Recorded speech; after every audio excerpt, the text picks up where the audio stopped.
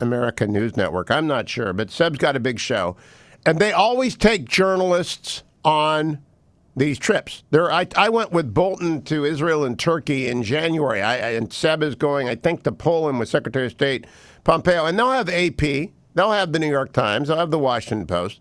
They'll have liberal organizations. Those are all liberal organizations. They'll have NPR. And they bring center, right, and conservative organizations on. There is no story here, but they're having a meltdown. They're throwing a fit. It's hilarious that they are so easily triggered that Seb Gorka gets a seat on the press plane. I just think it's hilarious. Don't go anywhere, America. They're having a meltdown, but it's the 70th anniversary of communism in China. And I have a column in the Washington Post that tells you about who you should be listening to on the impeachment drama. It's not the Never Trumpers. It's not the resistance. No, it's not the always Trumpers. It's the sometimes Trumpers who know what's going on, and that would be me. Stay tuned. It's the Hugh Hewitt Show.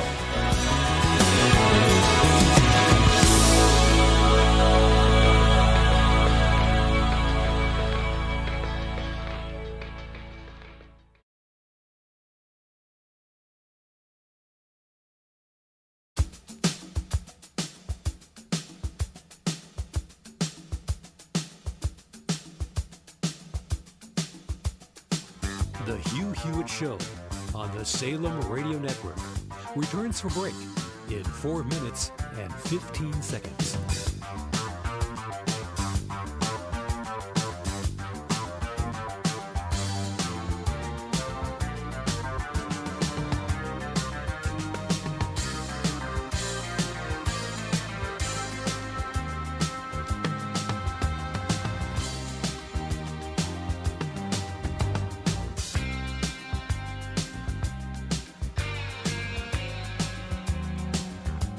Hugh Hewitt Show on the Salem Radio Network returns from break in 3 minutes and 45 seconds.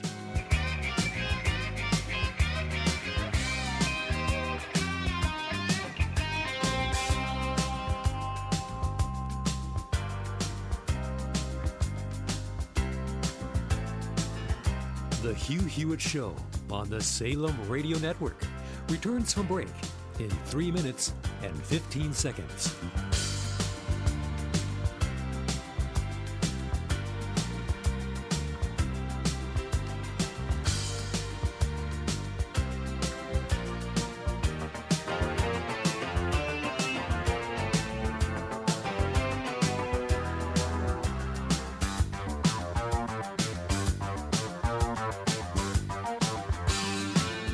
The Hugh Hewitt Show on the Salem Radio Network returns from break in 2 minutes and 45 seconds.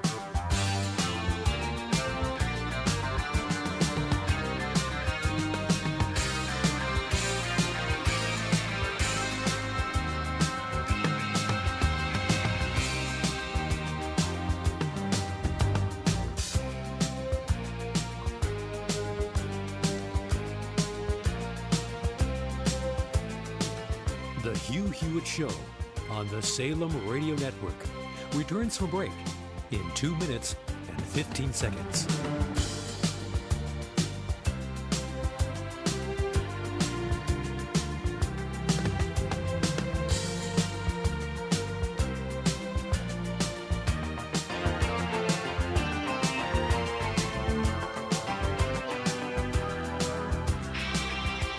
The Hugh Hewitt Show on the Salem Radio Network returns from break in 1 minute and 45 seconds.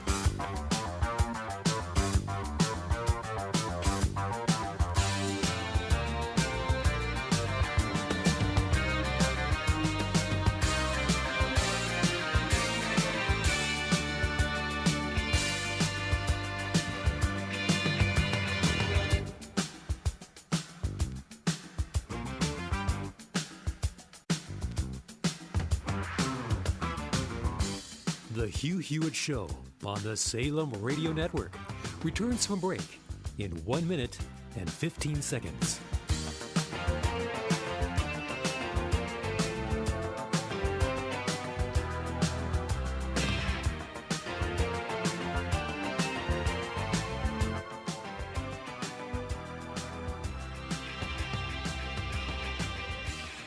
Hewitt Show on the Salem Radio Network returns from break in 45 seconds.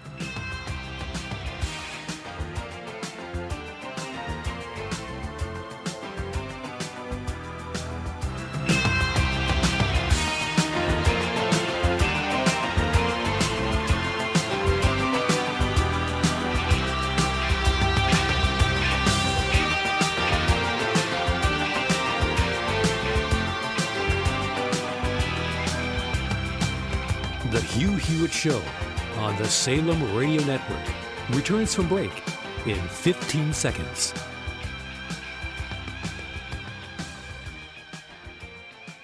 The Hugh Hewitt Show returns from break in 5 seconds.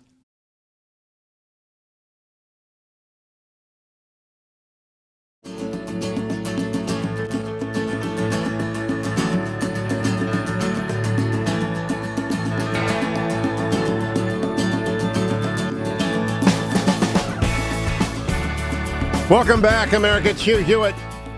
Major Garrett, author of Mr. Trump's Wild Ride, is going to be at the Nixon Library this week. You don't want to miss Major. Major is one of the truly genuine journalists out there.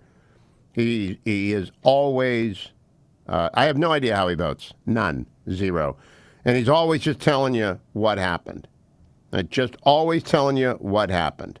And I think you ought to go hear him at the Nixon Library this week. Go to nixonfoundation.org to find evidence of how you get tickets, etc.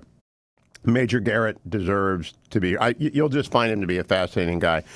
So I have a Washington Post column out this morning which reads as follows. If you are a member of the resistance or a never-Trumper, it is doubtful you will allow yourself to see the enormous problem with the move towards show hearings in the House and a vote on the articles of impeachment. If you are an always Trumper, you want to be in a position to persuade no one of the fact that an off-the-rails House is abusing the provisions of impeachment for purely partisan purposes. Those purposes might include launching this preemptive strike as a way of distracting public attention from a report expected soon from Justice Department Inspector General Michael Horowitz concerning misconduct allegations in the investigation of Russia's interference in the 2016 campaign. That report might well find the FBI abused its powers by running counterintelligence operations against U.S. citizens and shattering the norm of law enforcement staying far away from choosing sides during a political campaign. But if you are a rule of law conservative, especially one with great faith in the Constitution's durability, you will have staunchly defended Robert S. Mueller's appointment as a special counsel to investigate Russia's election meddling, pursuant to Justice Department regulations. You might have been shocked by the strange and distorting effects that partisanship clearly had on the special counsel's team, but you'd still be an institutionalist, still confident in the rule of law. Now come two events. The first is the publication of Wall Street Journal columnist Kimberly Strassel's new, thoroughly persuasive book, Resistance at All Costs, How Trump Haters Are Breaking America. The second is the rush to turn an insignificant phone call between President Trump and Ukrainian President Volodymyr Zelensky into an impeachable offense. Read the rough transcript. The hysteria is risible. As Strassel writes, the rule of law has been undermined over the past several years by deeply compromised senior officials in the intelligence and law enforcement communities, along with allies in the Obama White House during the period between 2015 and 2017. The long, drawn-out Mueller investigation added to the miasma of false narratives about the president. Now add to that, Brew, the manifest partisanship of Speaker Nancy Pelosi and House Intelligence Committee Adam Schiff, the domination of news coverage by elite media liberals and their never-Trump allies of convenience, people, never-Trumpers, pretending to be to a conservatism that exists independent of long-held constitutional norms. And any fair-minded political observer and proponent of constitutional order should be on alert, high alert. Most of us in the group of sometimes Trumpers have long records of criticizing the president on a host of issues, most recently the failure twice to respond to Iran's aggressions with military strikes that would restore deterrence. Our most frequent criticisms target the way Trump brawls without reserve. We don't believe that the media is the enemy of the people. We don't believe that dubious whistleblowers or even partisan extremists are guilty of treason. We reject most of the president's non-China tariffs, and we wish his criticism of NATO allies was balanced with applause for what they do right. We would prefer a much less confrontational, much more upbeat stream of rhetoric from the president, such as in the speeches the president delivered in Saudi Arabia, Poland, and in France on the 75th anniversary of the Normandy landings. But we know as well that Trump has put scores of originalists on the federal bench who will defend the Constitution. We know that he has poured money into a depleted U.S. military. We know that his America First rhetoric, far from being exclusionary, is confident, purpose-driven, and appropriate. We think the 2020 election will be about policy choices and temperament, and it will be another starkly binary choice. Those of us who've tried to observe, write, and comment from the no man's land of the raging political battle cannot have failed to perceive a sinister turn of events as the House moved towards staging an impeachment show trial.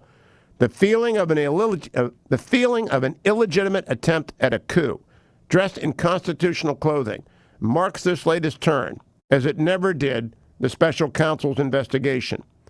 Follow the people in the middle. Do not trust the always hate Trump pundits. Do not trust the Trump does no wrong pundits. Trust the people doing the hard work of putting together the puzzle of the past 3 years, while at the same time keeping a cool, precise eye on the president's conduct. There aren't many in that category. Follow them closely. Got 1,000 comments on that thus far. I wonder why. It strikes home on the left. They're panicked. Stay tuned. It's the Hugh Hewitt Show from New York.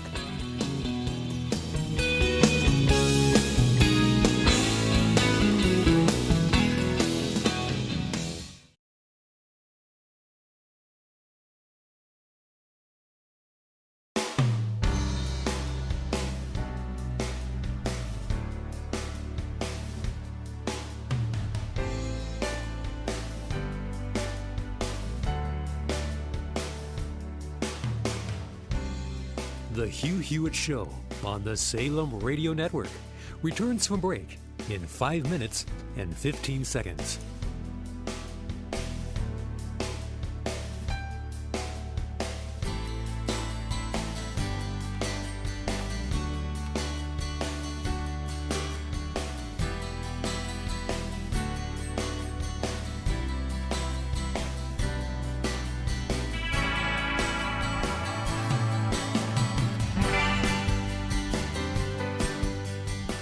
Hugh Hewitt Show on the Salem Radio Network returns from break in 4 minutes and 45 seconds.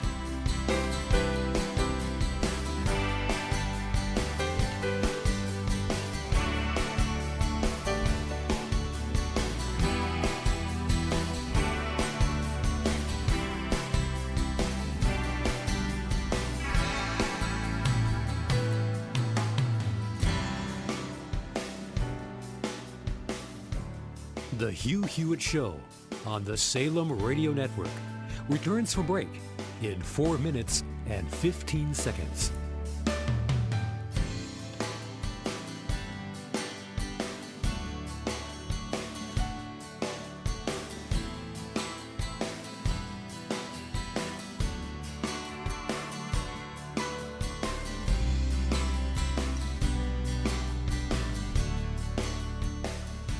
The Hugh Hewitt Show on the Salem Radio Network returns from break in 3 minutes and 45 seconds.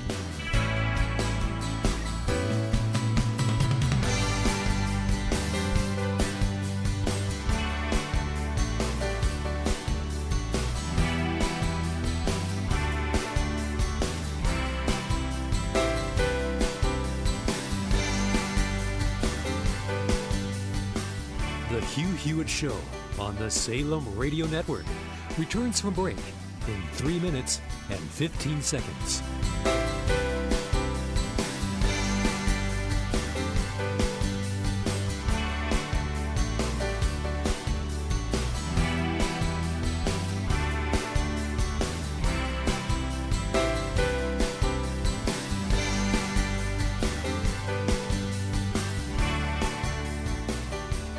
Hugh Hewitt Show on the Salem Radio Network returns from break in 2 minutes and 45 seconds.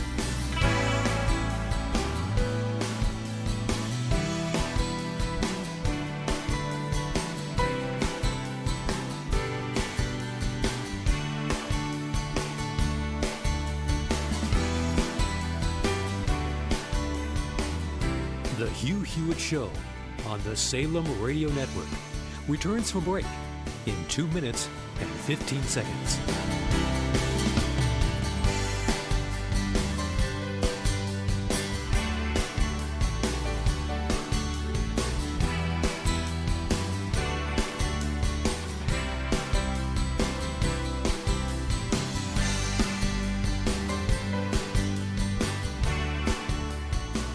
The Hugh Hewitt Show on the Salem Radio Network returns from break in 1 minute and 45 seconds.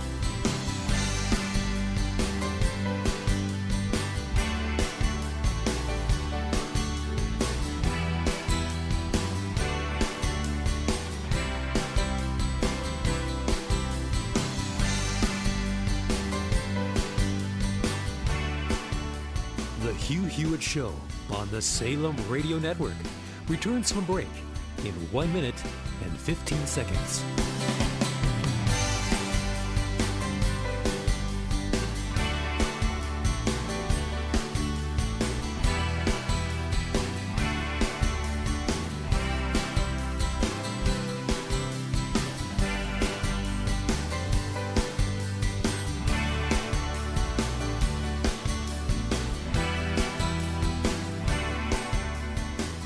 The Hugh Hewitt Show on the Salem Radio Network returns from break in 45 seconds.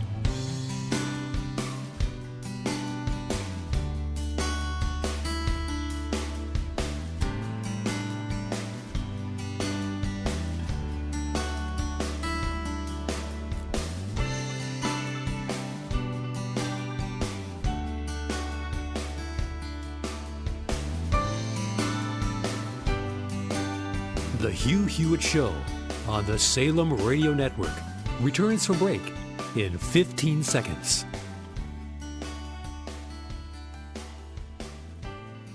The Hugh Hewitt Show returns from break in 5 seconds.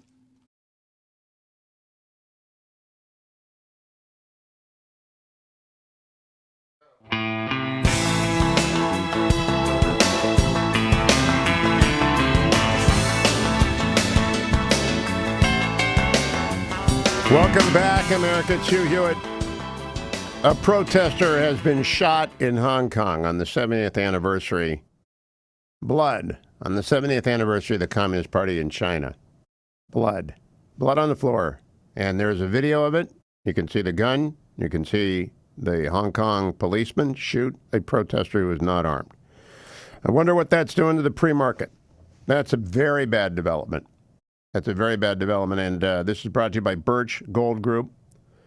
Birch Gold Group is who I turn to for precious metals. Gold is a safe haven against uncertainty, and sure enough, it's ticking up this morning. If you want to get gold, Maple Leafs, Eagles, Krugerrands, whatever, you can text Hugh, H-U-G-H, to 474747, or go to birchgold.com/Hugh. H-U-G-H. You can also roll over all or part of your IRA or eligible 401k into an IRA backed by physical gold and silver. It's perfect for those who want to protect their hard-earned retirement savings from any future geopolitical uncertainty. When you look back historically, when the bottom falls out of everything else, gold tends to safeguard savings. So get a comprehensive 16-page kit on how gold and silver can protect your savings and how you can legally move your IRA or 401k out of risky stocks and bonds into a precious metal IRA. Again, text the word Hugh, H-U-G-H, to 474747. Again, Hugh, H-U-G-H, to 474747. Gold right now is up just a little bit, 1474. Good entry point. Overseas, both the Hong Kong and the Japanese markets were up today, but that was before this news broke. Yesterday, everything was up. The Dow was up 96 points, the NASDAQ up 59, the S&P up 14. This morning, everything is up. The S&P 7.5, the NASDAQ 27, and the Dow 71. The Steelers were up over the Bengals. Everything is good. Good day to investigate gold. Also a good day to get involved with Citizens for Truth and Drug Pricing, one of my great sponsors. Really, it is. Drugpricingtruth.com. This fake impeachment, this show trial This hanging Judge Roy Bean, otherwise known as Adam Schiff, this charade should not deter you from what Congress should be doing, which is reforming drug prices by patent reform. I've been reading Brad Smith's new book, president of Microsoft, on how they got the Cloud Act passed, and it required bipartisan effort. Lindsey Graham did a lot, by the way, on that book, on that law. It's a very interesting story of how you move legislation in this age of deep partisan division. It can be done, but you've got to make a case for it. And right now there should be a case going on, not an impeachment case, but a case for patent reform, a case for bringing down the prices of drugs. And the way to do that is to go to drugpricingtruth.com, drugpricingtruth.com. Send that link to 10 friends, please. My last pitch of the morning for you, Alliance Defending Freedom. Every October, I beg you to help the people who are helping religious freedom in this country. They have won every case. They're 9-0 in the last 3 years at the Supreme Court. They are simply the best litigators out there. People don't even understand how many threats to the religious liberty are out there. David Courtman, you've heard on this show many times, talks about the challenges facing people of faith. When you have these conflicts that become between the LGBT community and people of faith, and people say, well, can't we all get along? Well, that's not what they're looking for. What they're looking for is active support, active participation. And the fact that you have a religious belief that marriage is between a man and a woman is unacceptable. So tolerance, even though it should be a two-way street, often in these instances, it's not. These type of situations are only going to grow wherever you find yourself in the country and whatever situation you find yourself in. Now, you know, the Alliance Defending Freedom just won a huge victory before the Arizona Supreme Court, 4-3 decision, that calligraphers who are artists cannot have their speech coerced and their religious values trampled on by obliging them to create art for same-sex marriages. Now, there are lots of calligraphers that will do it, and they will serve gay customers, by the way. They just won't do marriage announcements. It's like Jack and Masterpiece Cake Shop. It's like Baronelle Stutzman and her florist shop in Seattle. There are hundreds of these cases. It's pretty easy. Anthony Kennedy laid it out. Everybody's got to get along and respect each other and not trash each other and not take each other to court. And the crazed left-wing activist, Alliance Defending Freedom, is protecting people.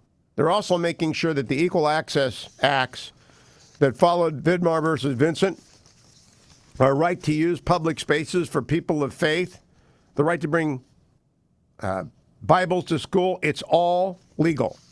Go out and please support Alliance Defending Freedom. There's an 866 number, 866-700-1060. Call today, $10, $100, $500. If you are wealthy and you believe in God, if you are wealthy and you go to church, this is the parachurch legal defense fund you should be supporting. You hear them on the show. I always bring them on whenever they win, which is a lot. You heard him on the show for years. Alliance Defending Freedom deserves your financial support. I do this every October. We usually raise a lot of money for them. Thank you. Go and get it. The President of the United States has tweeted.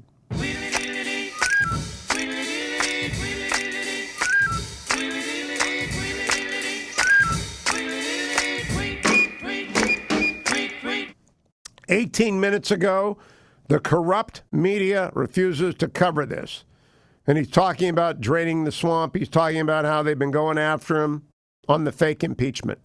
6 minutes ago, he said, you cannot judge my stock market performance since the inauguration, which was very good, but only from the day after the big election win, which was spectacular. Due to the euphoria of getting Obama Biden out and getting Trump Pence in, went up big between November 9 and inauguration. He's right. He's right. And the pinned tweet is an animation of Trump hugging the flag. It's going to be a heck of an election. This impeachment is a sham. It is revealing the Democrats for extremists, frenzied, frothing, spitting mad. You know, the kind of crazy people you walk away from on the street. I've been in New York, so I've seen a lot of these people. You know, they're talking to themselves, mumbling on the street, and I feel bad for them. It's like the Democrats who are guests on MSNBC. I look at the stuff that gets posted. Last night, I was trying to watch the Steelers crush the Bengals. It's always good to see the Bengals crushed. And I'm in my hotel in New York looking for the game. It's not on. They got like 8 channels. There's Bill Bennett, the wonderful Bill Bennett. He'll be a guest here. He's got his new book coming out. And Bill was on with Martha McCallum, saying the perfectly obvious thing that this is not an impeachable offense. This is hysteria. This is, the president may have been less than prudent in bringing up Joe Biden in any way, shape, or form. He did not bring it up and ask for a favor, by the way. He asked for a favor of Zelensky to look into CrowdStrike, which goes to the deep investigation into the deep corruption at the highest level of the FBI, the DOJ, and the IC. That's what the president was doing. And Bill laid it out there. He's worried about the country. But I'm not worried about the country. I'm not worried about the Constitution. I am worried about the Democratic Party. It has a fever, and it doesn't seem to be breaking. It has a fever. Rudy Giuliani was on with Hannity last night talking about Hunter Biden. Listen to this, cut number 14. This started 2 years before the election. It started and ended pretty much before the Mueller probe was over. I was still gathering evidence to prove his innocence. And all of a sudden I realized that there was a frame-up, a deliberate one, at the highest levels of our government, and then a colossal pay-for-play scheme at the highest levels of the Obama administration, eerily similar to the Clinton Foundation completely corrupt behavior in which the Clintons sold her office of Secretary of State for millions. In this case, the Biden sold his office for millions. Is there anybody that believes that Ukraine or China were paying for Hunter Biden's expertise? Or do you have the common sense to realize they were buying Joe Biden's office? And that is very damaging to the... What were they buying? It's the one, Rudy just cut through it. What were they buying? He goes on to say, why is the Biden campaign trying to shut up Rudy Giuliani? Cut number 15. From the moment you read the New York Times article in 2015, and you saw that Biden got away with having his son pulling down millions from the crookedest oligarch in Russia, you knew this was going to happen. I prosecuted corruption, Democrats and Republicans. I can smell this. Obama let this happen. When that article appeared in the Times, any honest president would have called his vice president in and said, Joe, what are you doing? I sent you there to straighten out corruption, and you have your son, who has no capabilities, getting millions from a crook in the Ukraine. Or they may have said, because the Washington Post and all of the swamp media allow us to commit crimes and go after them for nonsense, we can get away with it. And I believe that's true. These people are enabled. That's why yesterday they actually put out a document demanding that their co-conspirators, the press, silence me. Right? Why do you think they're silencing me? Because I'm not making any points? They're silencing me because I showed up with an affidavit yesterday, an accuser who's willing to stand up and point the finger at Joe Biden and say, you're a crook. And I have the proof, and I have the documents, and I've got, the witness will say, the corroboration, because there are more witnesses where he came from, and they're not going to escape this, Sean. The American people are fair people, and they don't like what they see, which is a family, the Biden family, that has been using as an asset for themselves his public office, going back to his brother, who was selling his Senate office when he was a lobbyist. In health care. Yeah. You're darn right. Scandal after scandal. You got the point. Rudy is not backing off. They're not going to silence Rudy. They're not going to silence me. I am not afraid of Media Matters and Emo over there, who writes bad pieces about me. Yesterday, he's trying to make fun of me calling this a coup. It is absolutely a coup dressed in constitutional clothing. It is absolutely an attempt to silence Rudy. And as I point out in the Post today, I am not an always Trumper. I am a sometimes Trumper. I have my criticism of the president. This is an illegitimate process by Congress. Adam Schiff is a hack. They are lying to you. And if you don't know why that Ukrainian oligarch hired Hunter Biden. Don't do any real estate transactions on your own. Read novels instead. Go get Kyle Mills' Lethal Agent, the latest in the Vince Rapp, Mitch Rapp books. Vince Flynn, Mitch Rapp books.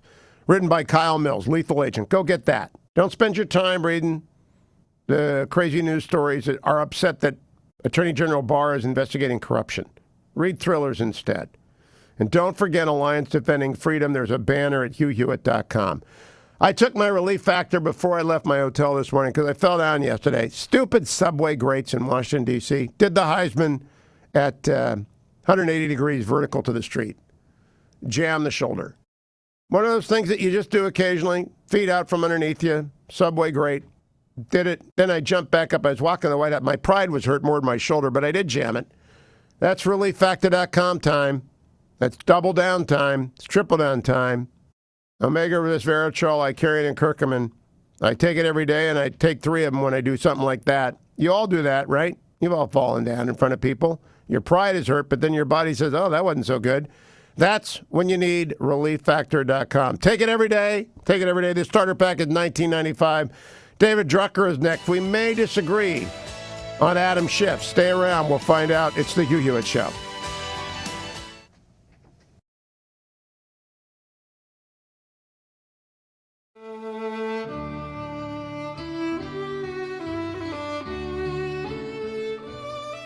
The Hugh Hewitt Show on the Salem Radio Network returns from break in 3 minutes and 15 seconds.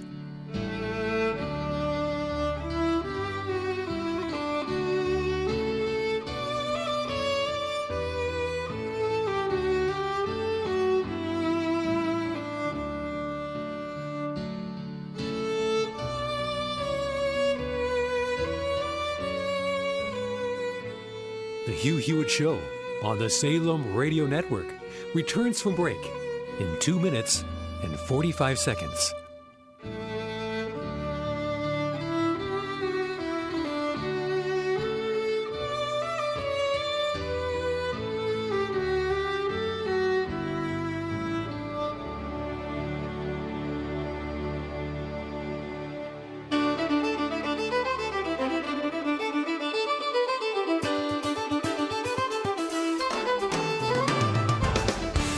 Hugh Hewitt Show on the Salem Radio Network returns for break in 2 minutes and 15 seconds.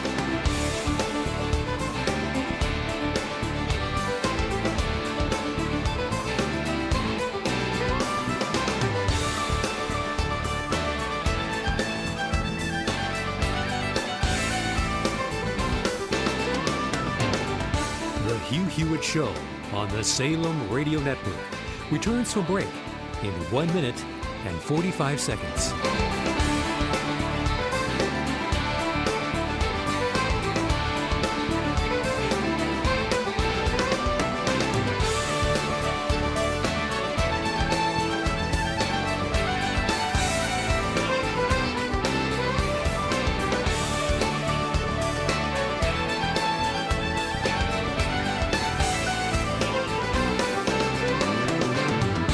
The Hugh Hewitt Show on the Salem Radio Network returns from break in 1 minute and 15 seconds.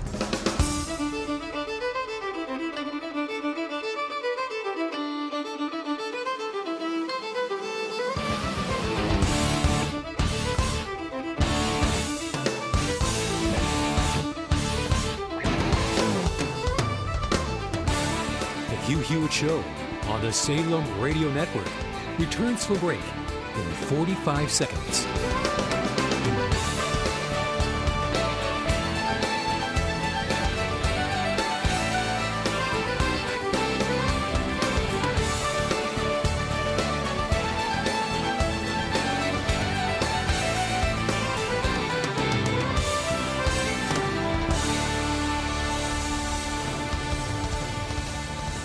The Hugh Hewitt Show on the Salem Radio Network returns from break in 15 seconds.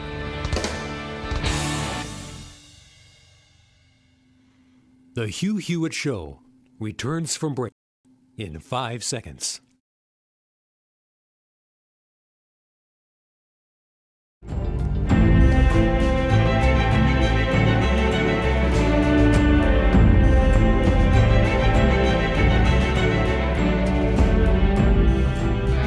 Welcome back, America. It's Hugh Hewitt, joined now by David M. Drucker, the Washinton Examiner chief political correspondent. David, I think the dam is broke. Both dams have broken.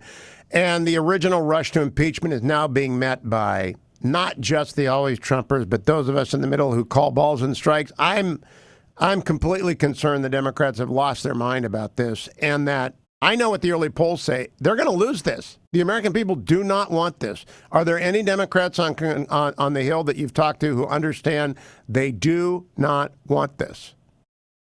Well, there aren't any Democrats I've talked to on the Hill that believe that the president did nothing wrong. So there's a small debate, I think, over the merits of impeachment, but not much. Most Democrats on the Hill are pretty comfortable with where they are. And, I think the key to this whole thing is going to be independents and swing voters, and particularly, and I'd say college-educated voters. Those three categories of voters are who I am watching. They are going to end up determining politically the merits of pursuing impeachment. That's exactly who I'm talking about. That's who listens to my show. Correct. And I'm not convinced that true independents, swing voters, and college-educated voters broadly are going to end up thinking that this was without merit. They very may well think it's without merit. And I've been sort of dubious, over the past couple of years that pursuing impeachment was a wise course. But we have to see how this plays out. Yeah, here's my take. It's in the Washington Post today. There are some people who are never Trumpers. They don't matter. There are some people who are always Trumpers. They don't matter. What matters are the people between the 40s who like some of what Trump has done and people who don't like a lot of what he's done, but who say, I wanted Mueller appointed, as I did. Let Mueller finish his job, as I did, as many people did. But after Mueller turned in that nonsense report, Volume 2, they turned. And they are sick of this. And I made this argument on Meet the Press. They are sick of it. I understand, but I don't think all of them turned after the Mueller report. I think there are still plenty of people that are unhappy with with the way the president conducts himself and are very suspicious of him. I think not all of these people are on board with just any Democrat who's nominated, and I think that's a larger problem for the Democrats. But I don't know that what we know about Ukraine so far, this particular issue, is without its political problems for the president. Now, I think the Democrats have set up a higher bar because instead of the debate just being about the issue, what he said on the transcript and anything else that may be related to this, it's now, well, is it impeachable? And that is a higher bar for the Democrats, and they're going to have to either meet it or they're going to flop on it. But I agree with Doris Kearns. I'm not convinced this early, without having seen it play out, that they're not going to end up right back where they started right after the Mueller report, which is everybody was in their corner, and the president still had to either win or lose the same skeptical voters. He had to win or lose. I am way ahead of you on this because there comes a moment in Parliament where you have to file into one of two rooms. You got to file into the room in favor of the motion on the floor. You got to file into the room opposing the motion. You got to leave Parliament. You got to file into the room so they can count. What the Democrats have forced on the people in the middle is that they have to say, yes, this is an impeachable offense, or they have to say, no, it's not. And I think it's not. I think this is the most risible argument I've seen in a long time. I think it's a completely screwed up attempt to pretend to be fair that Adam Schiff blew on the Sunday shows. I was sitting on Meet the Press when he declared the president was guilty, guilty, guilty on 5 different matters in his first 2 minutes. That is not, that's Queen of Hearts from Alice in Wonderland, verdict first, trial later. And I don't believe the American people, who are a fair-minded people, will buy this. Well, they may not, and I'm not saying they're going to. I'm just saying I'm not going to predict right now that they're not. I mean, this is also fair enough going to be lumped in with everything else that they've been taking in about the president. So it may be that they make the conclusion that Democrats have been targeting him, and this is just another effort to unfairly target him. Or they may say this is on top of everything else that we've seen from him over the past few years, and maybe in and of itself it's not that big of a deal, but it's part of a pattern, and we're just exhausted from the whole thing. You know what their strategic mistake was, David? I'm fired up about this because they made a strategic mistake. They took the patience of everyone who attributed to them good faith on Mueller, and they trashed it. And by narrowing the impeachment to this silly phone call, they are implicitly conceding there were no impeachable offenses in the Mueller report. Nadler's whole circus has been undercut by Nancy Pelosi saying we're going narrow and we're going with Schiff. He's been pushed to the side. Right, he has, because he wasn't handling the probe effectively. By this being now handled by Schiff, it's really effectively being handled by Pelosi. So, look, there are a lot of political risks to this, Hugh. I'm just saying that it could cut both ways, or it could leave everybody right back where they started. And what will mark this down on October 1, 2019, I warned David Drucker, this is going to be worse for the Democrats than impeaching Clinton was for the Republicans. Republicans lost 5 seats in the House when they did that. The American people do not like to have their elections annulled. They don't, especially on made-up nonsense phone calls, the transcript of which we read yesterday. We're going to read again today in the second hour so that people can hear it. Hey, David M. Drucker on Twitter. Thank you, my friend. Follow him at David M. Drucker. Follow me to hour number 2 of today's New York City edition of The Hugh Hewitt Show. Portions of The Hugh Hewitt Show are brought to you in part by Simon & Schuster.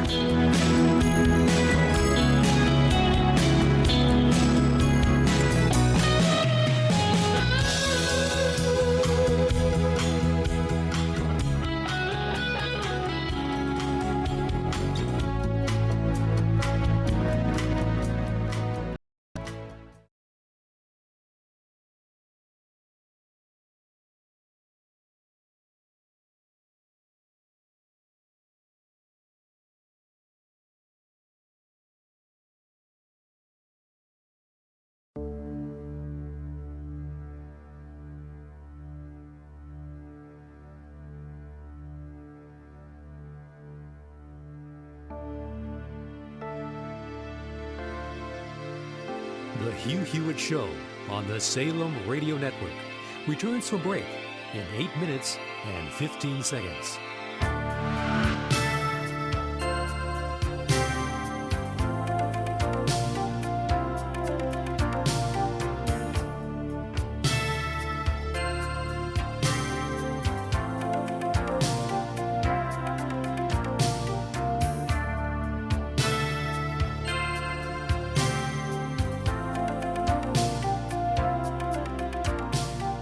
The Hugh Hewitt Show on the Salem Radio Network returns from break in 7 minutes and 45 seconds.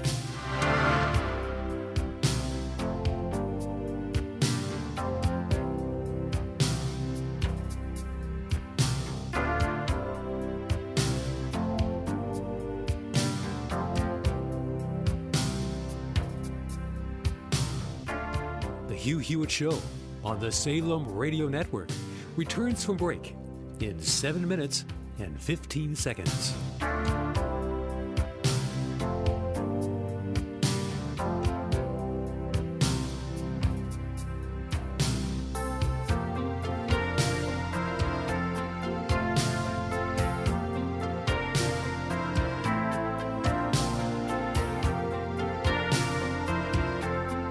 The Hugh Hewitt Show on the Salem Radio Network returns from break in 6 minutes and 45 seconds.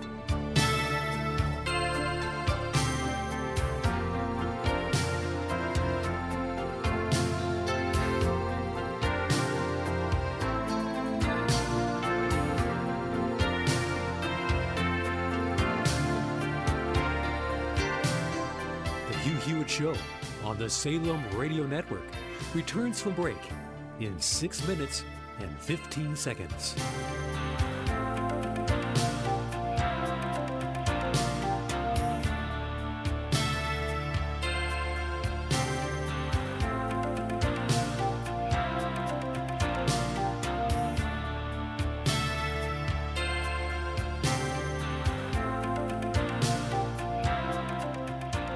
The Hugh Hewitt Show on the Salem Radio Network returns from break in 5 minutes and 45 seconds.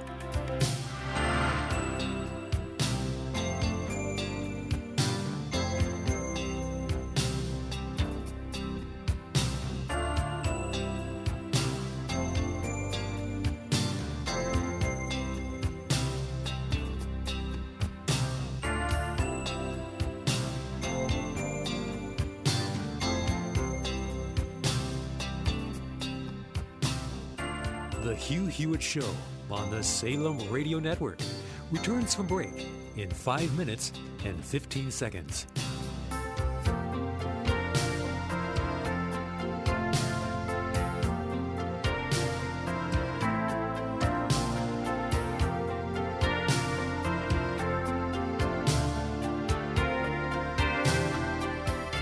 Hugh Hewitt Show on the Salem Radio Network returns from break in 4 minutes and 45 seconds.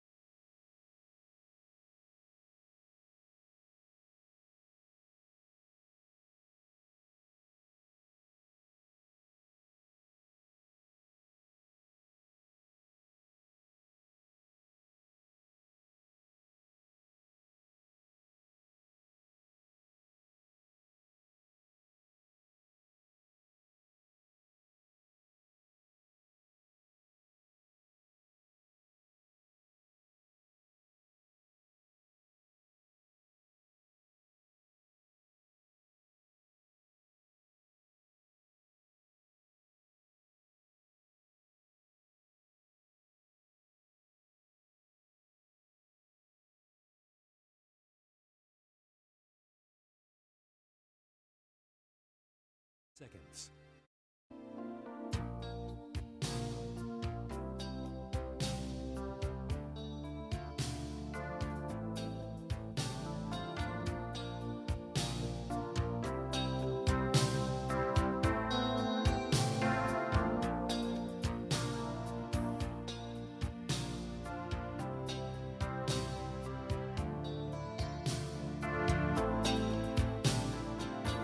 The Hugh Hewitt Show on the Salem Radio Network returns from break in 2 minutes and 45 seconds.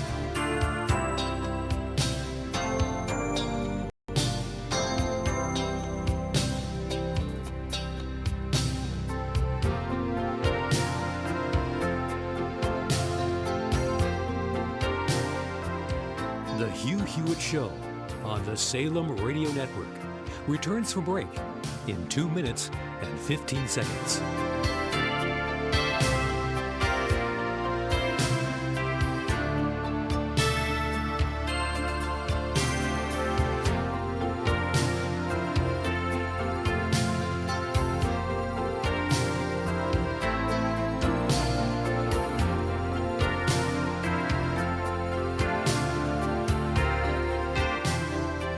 The Hugh Hewitt Show on the Salem Radio Network returns from break in 1 minute and 45 seconds.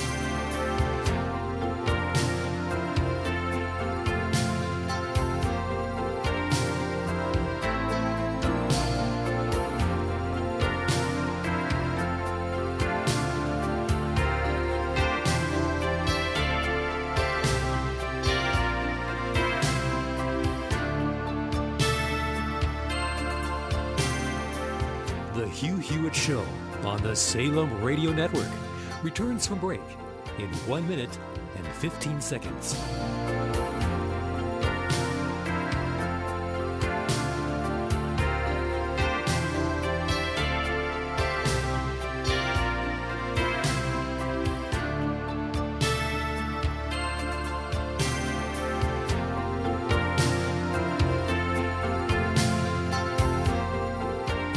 The Hugh Hewitt Show on the Salem Radio Network returns from break in 45 seconds.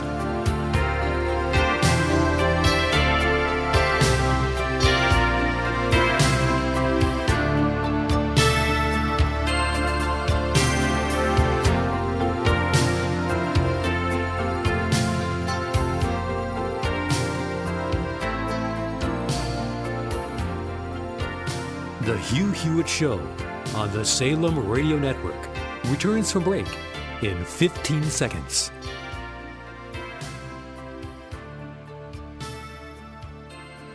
The Hugh Hewitt Show returns from break in 5 seconds.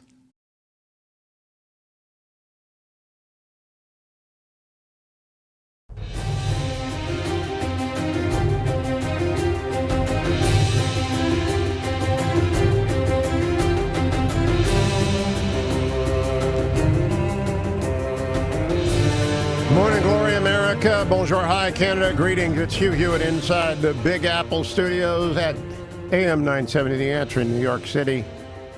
The biggest story of the morning was already going to be China's marking the 70th anniversary of the Communist Party coming to power. Huge parade today. Big speech by Xi Jinping. Very Maoist. Erasing Deng Xiaoping from the narrative.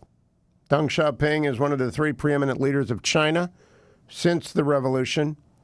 Xi wants it to be Mao and Xi.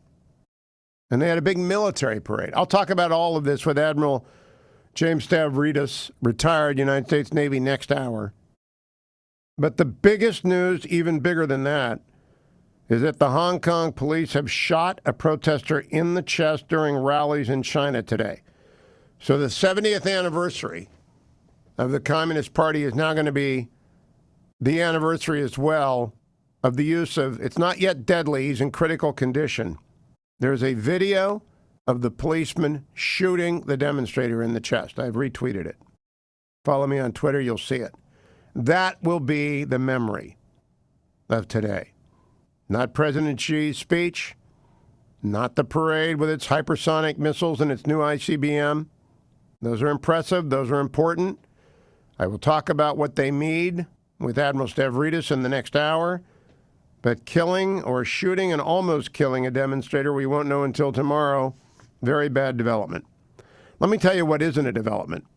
Front page of many papers. Barr is said to have urged foreign governments to aid investigation of CIA, FBI activities related to the 2016 election.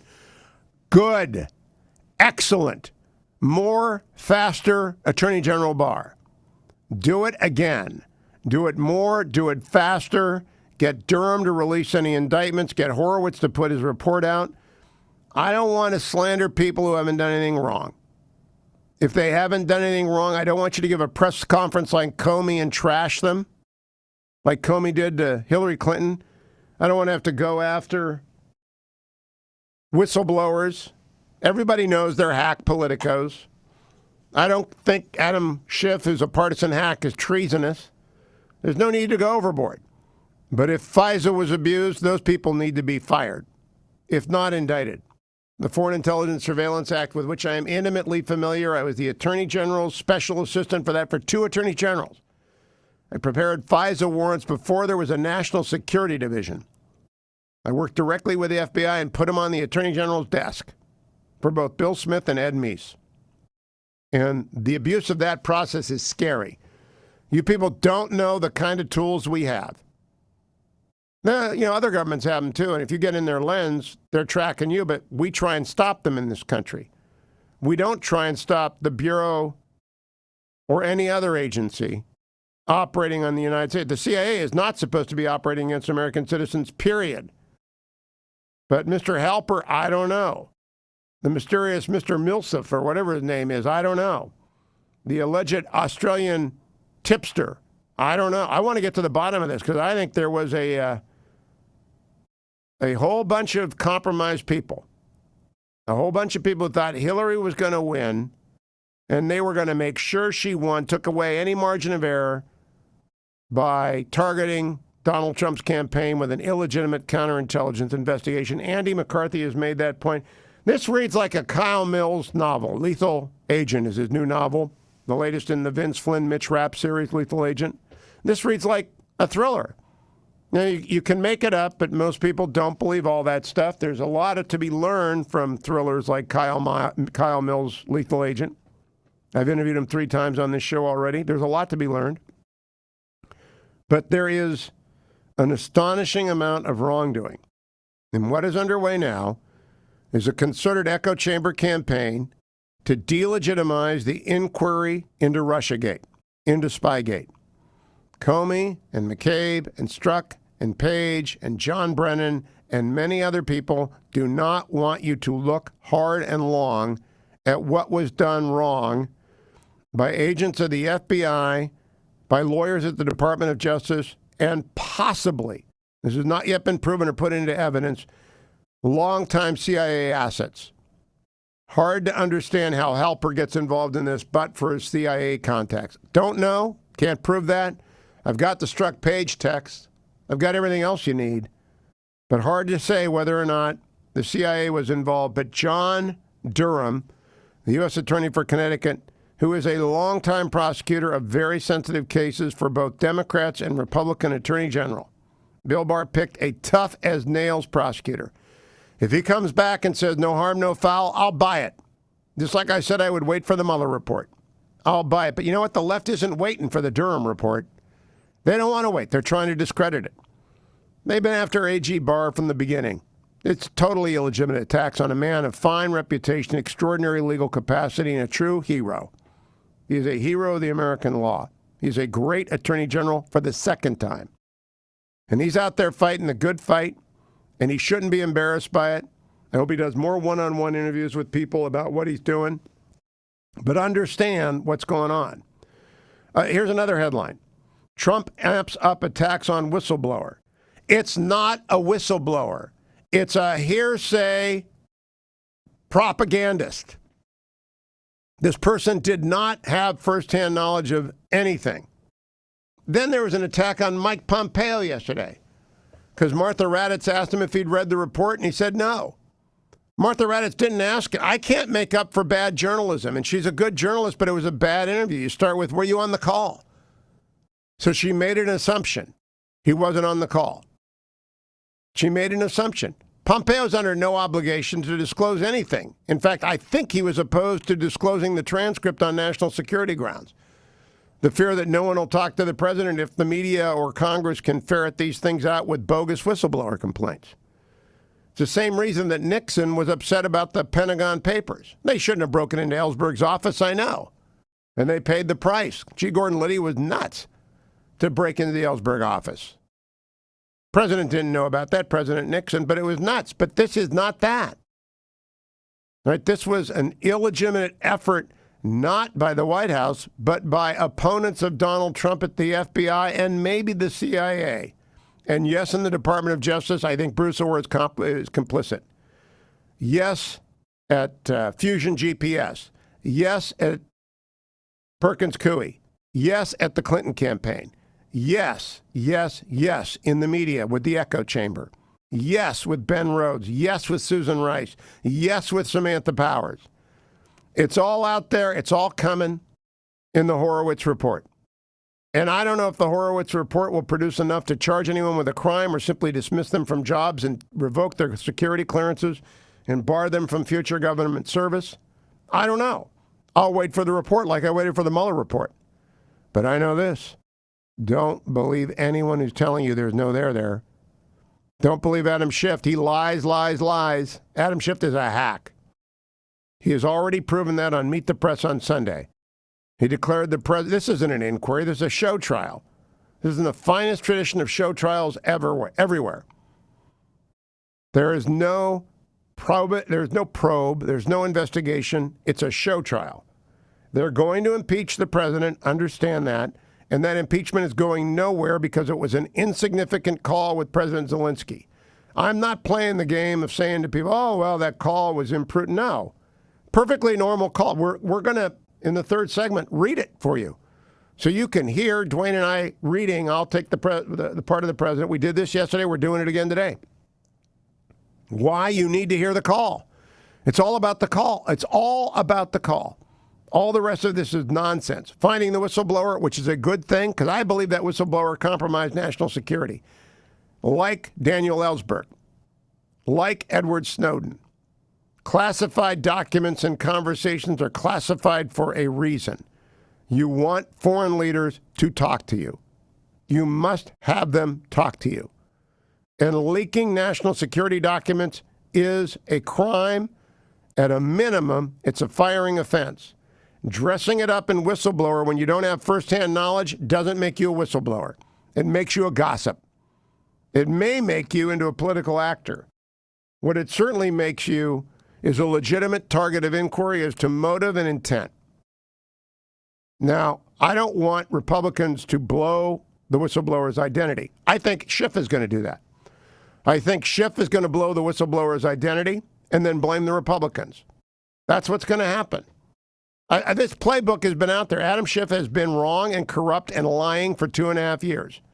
Go back and see the number of times he said he had stuff Mueller would turn into indictment. He's just been lying, and they're lying still, and the American people are not going to put up with it. They're not going to be fooled by it.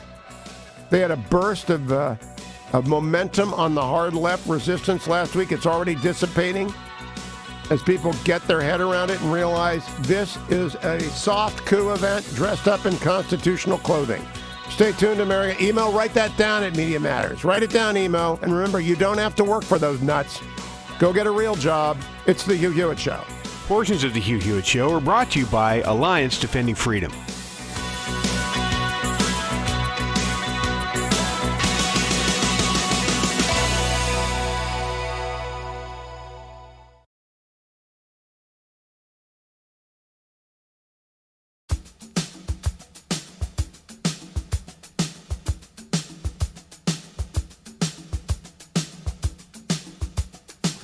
The Hugh Hewitt Show on the Salem Radio Network returns for break in 4 minutes and 15 seconds.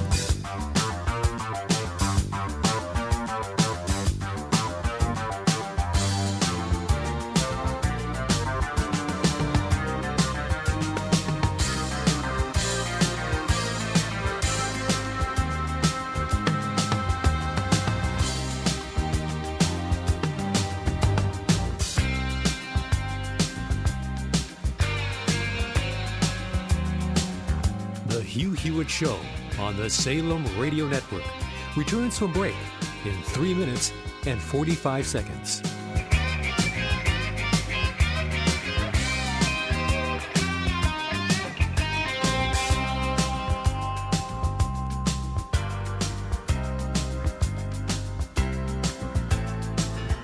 The Hugh Hewitt Show on the Salem Radio Network returns from break in 3 minutes and 15 seconds.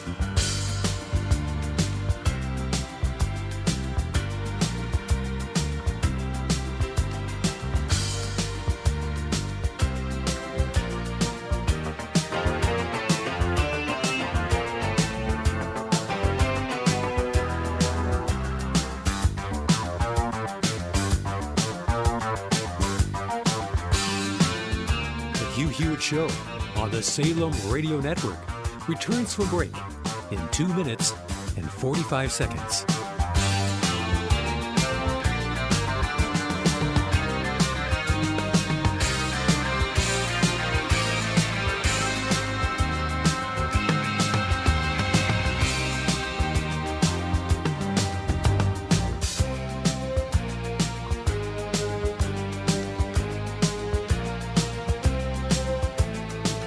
The Hugh Hewitt Show on the Salem Radio Network returns from break in 2 minutes and 15 seconds.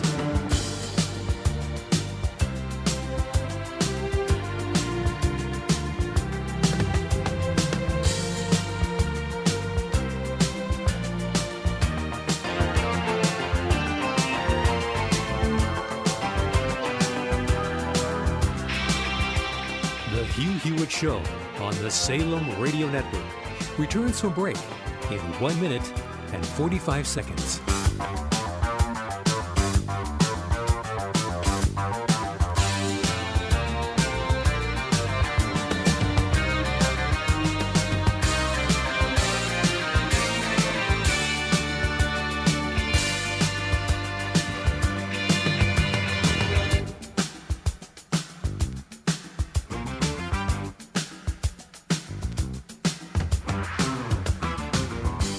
The Hugh Hewitt Show on the Salem Radio Network returns from break in 1 minute and 15 seconds.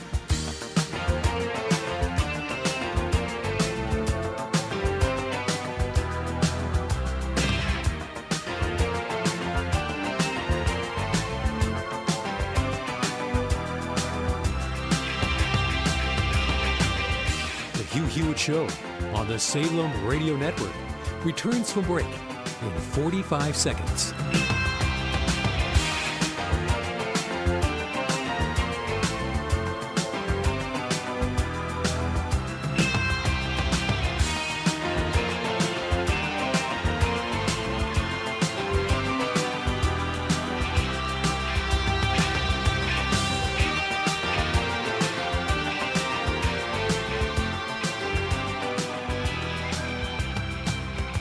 Hugh Hewitt Show on the Salem Radio Network returns from break in 15 seconds.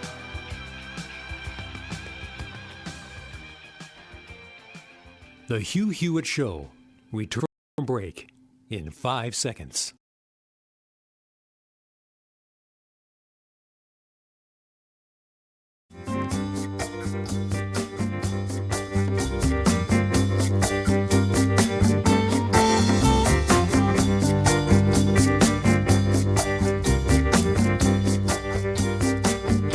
Welcome back, America. It's Hugh Hewitt.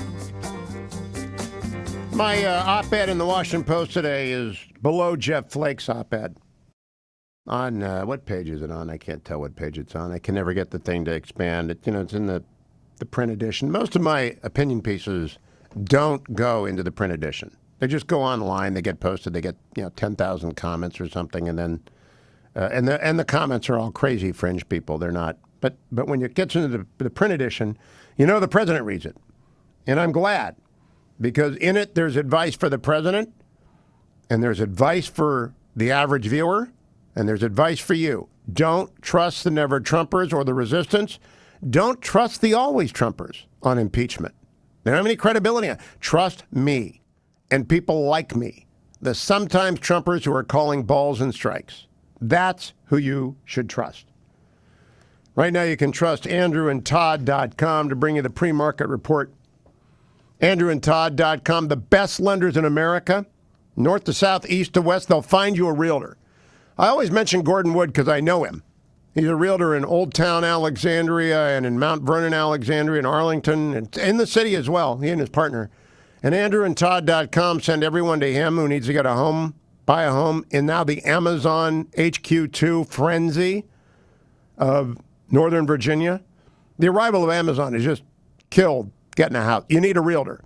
And so if you're trying to buy, believe it or not, Grand Rapids has one of the top 5 housing markets in America. The Bay Area is one of them. Redondo Beach is another one of them. Wherever you need a realtor. Austin, Texas is one of them. andrewandtodd.com keeps a list of accredited realtors. If you want to be one of those, you should go to andrewandtodd.com and contact them. But if you need a pre-qualification letter in a super hot market, Andrew and Todd will look at your finances, look at what you can afford. They'll give you a letter that they will lend you up to such and such amount. By the way, they'll help you fix your credit as well. andrewandtodd.com. You can also call them, Sierra Pacific Mortgage and Andrew and Todd at 888-888-1172. Can you remember that, Steelers fans? 888-888-1172? It's higher than you had to count when it gets to 11. I know. But 888-888-1172. Write it down. 888-888-1172. Yesterday, stocks were all green. Dow up 96, NASDAQ up 59, S&P up 14. Stock futures are all green. The S&P up 5, the NASDAQ up 17, the Dow up 46. Hong Kong market closed before the shooting of the protester today. It was up 0.5%. Gold is up a little bit at 1474. Oil is up at 54.67. The 10-year Treasury still at 1.68. That's not the amount you pay on your real estate loan or your refinance. But if you need to consolidate debt, you need to buy a house, you want a reverse mortgage, just go to andrewandtodd.com. I have been talking about my Washington Post piece for a reason. I call upon everyone who is not a nut. Okay, if you're a resistance nut, you're a never-Trumper ideologue, I'm not talking to you. I'm talking to people who are not nuts, who are not so invested in their own hubris. Jeff Flake, I am sorry. Nobody cares what Jeff Flake writes. Nobody not named Flake cares what Jeff Flake writes. And this is another self-pitying, self-absorbed. And I campaigned for Jeff Flake twice when he ran for the House and when he ran for the Senate. I went out to Arizona and campaigned for him. Had him on the radio a lot. And he lost his marbles. He almost succumbed to the anti-Kavanaugh hysteria now revealed by Molly Hemingway and Carrie Severino as a total hatchet job. He almost succumbed to that. He does not have bottom, as they say in the British Navy. He lacked bottom. And now he's rolling around like a Bobo doll. Oh, you know what? I look up and I see on MSNBC Tom Nichols. perfect example of a never-Trumper. You've never heard of him, right? You've never heard of Tom Nichols. No one ever has. He shows up on Morning Joe. They're down to 5 people on Morning Joe. The never-Trump rump is down to 5 people because nobody cares what they say. They've lost all credibility. They care what I say, and you can read what I say at thewashingtonpost.com, or if you got the paper on your front step, you're listening in the Beltway and you're driving to work. Oh, I didn't read the Post. Yeah, go into your club, go into your hotel, find the Washington Post, read. Want the truth? Stay away from the fringes. My piece in the Washington Post coming up, a dramatic reading of the transcript because you have a right to hear it, not Adam Schiff's make-believe transcript. That liar who lied to you, don't listen to him, listen to me.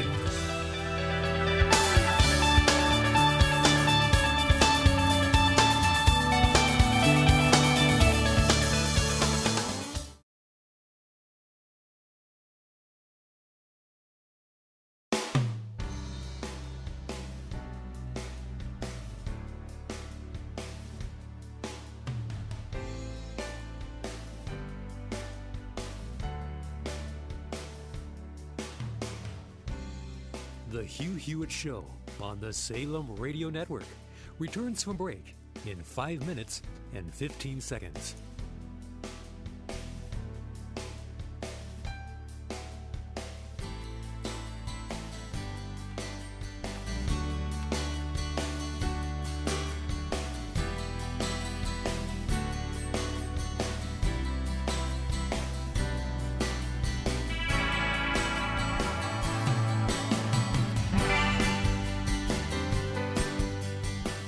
Hugh Hewitt Show on the Salem Radio Network returns from break in 4 minutes and 45 seconds.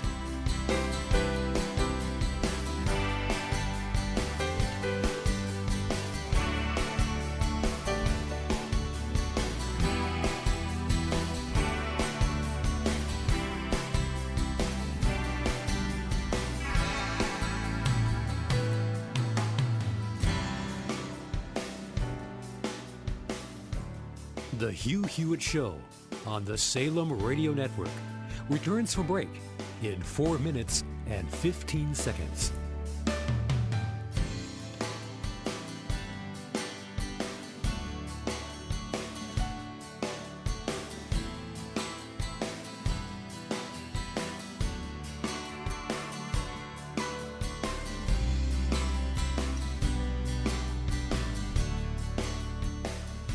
The Hugh Hewitt Show on the Salem Radio Network returns from break in 3 minutes and 45 seconds.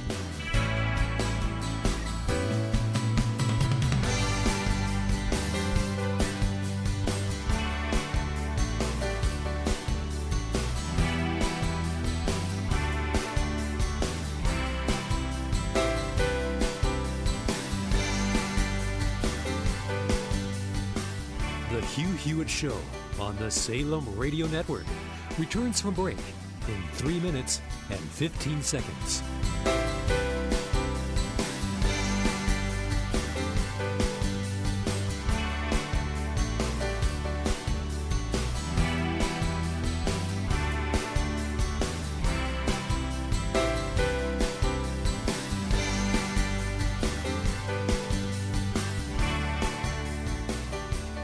Hugh Hewitt Show on the Salem Radio Network returns from break in 2 minutes and 45 seconds.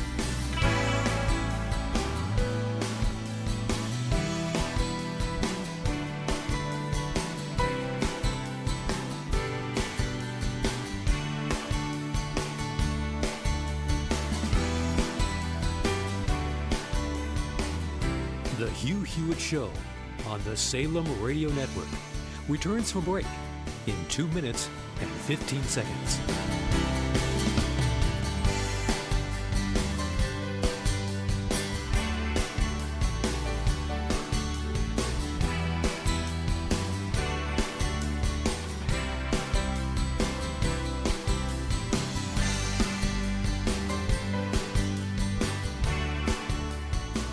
The Hugh Hewitt Show on the Salem Radio Network returns from break in 1 minute and 45 seconds.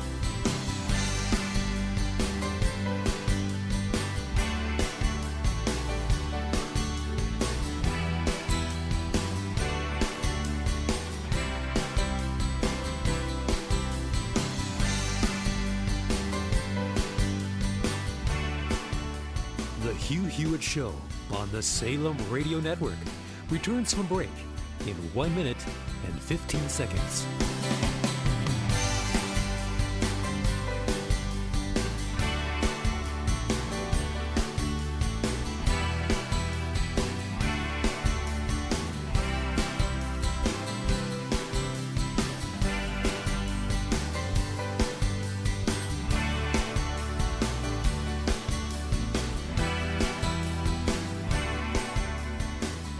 Hugh Hewitt Show on the Salem Radio Network returns from break in 45 seconds.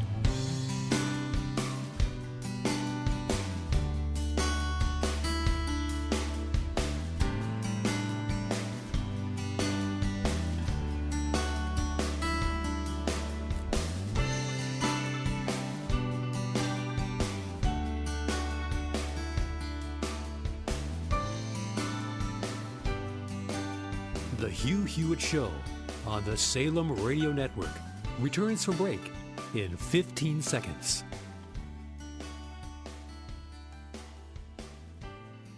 The Hugh Hewitt Show from break in 5 seconds.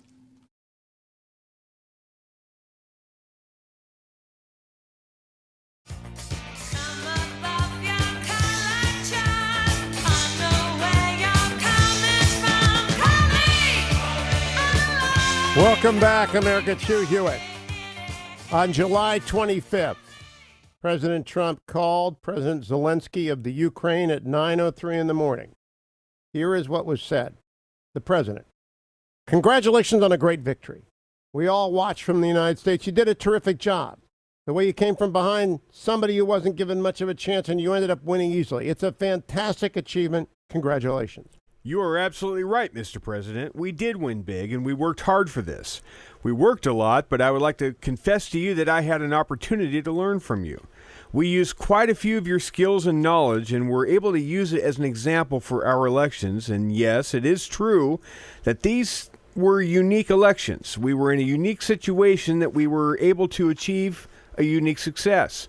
I'm able to tell you the following. The first time, you called me to congratulate me when I won my presidential election, and the second time, you are now calling me when my party won the parliamentary election. I think I should run more often, so you can call me more often and we can talk over the phone more often. Ha ha ha, laughter.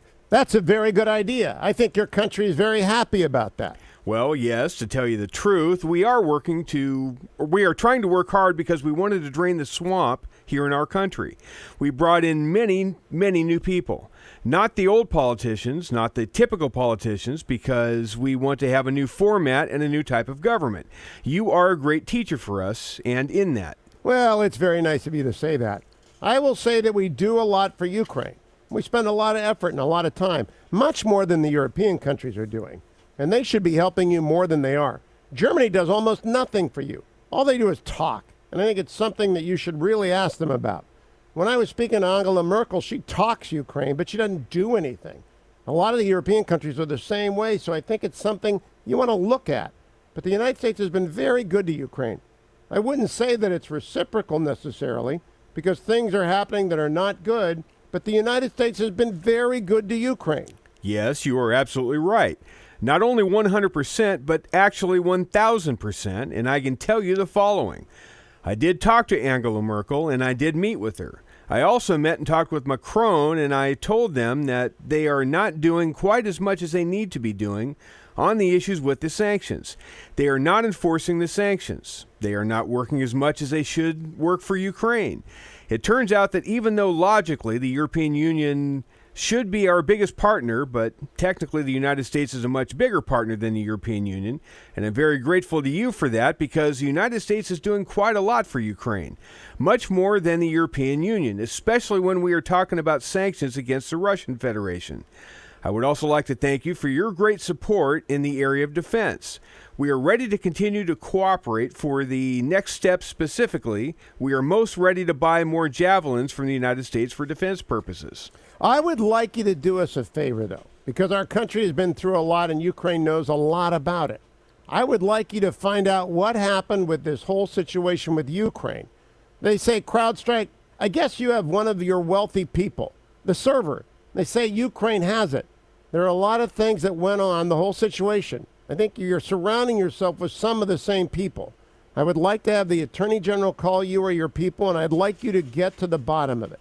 As you saw yesterday, that whole nonsense ended with a very poor performance by a man named Robert Mueller, an incompetent performance. But they say a lot of it started with Ukraine.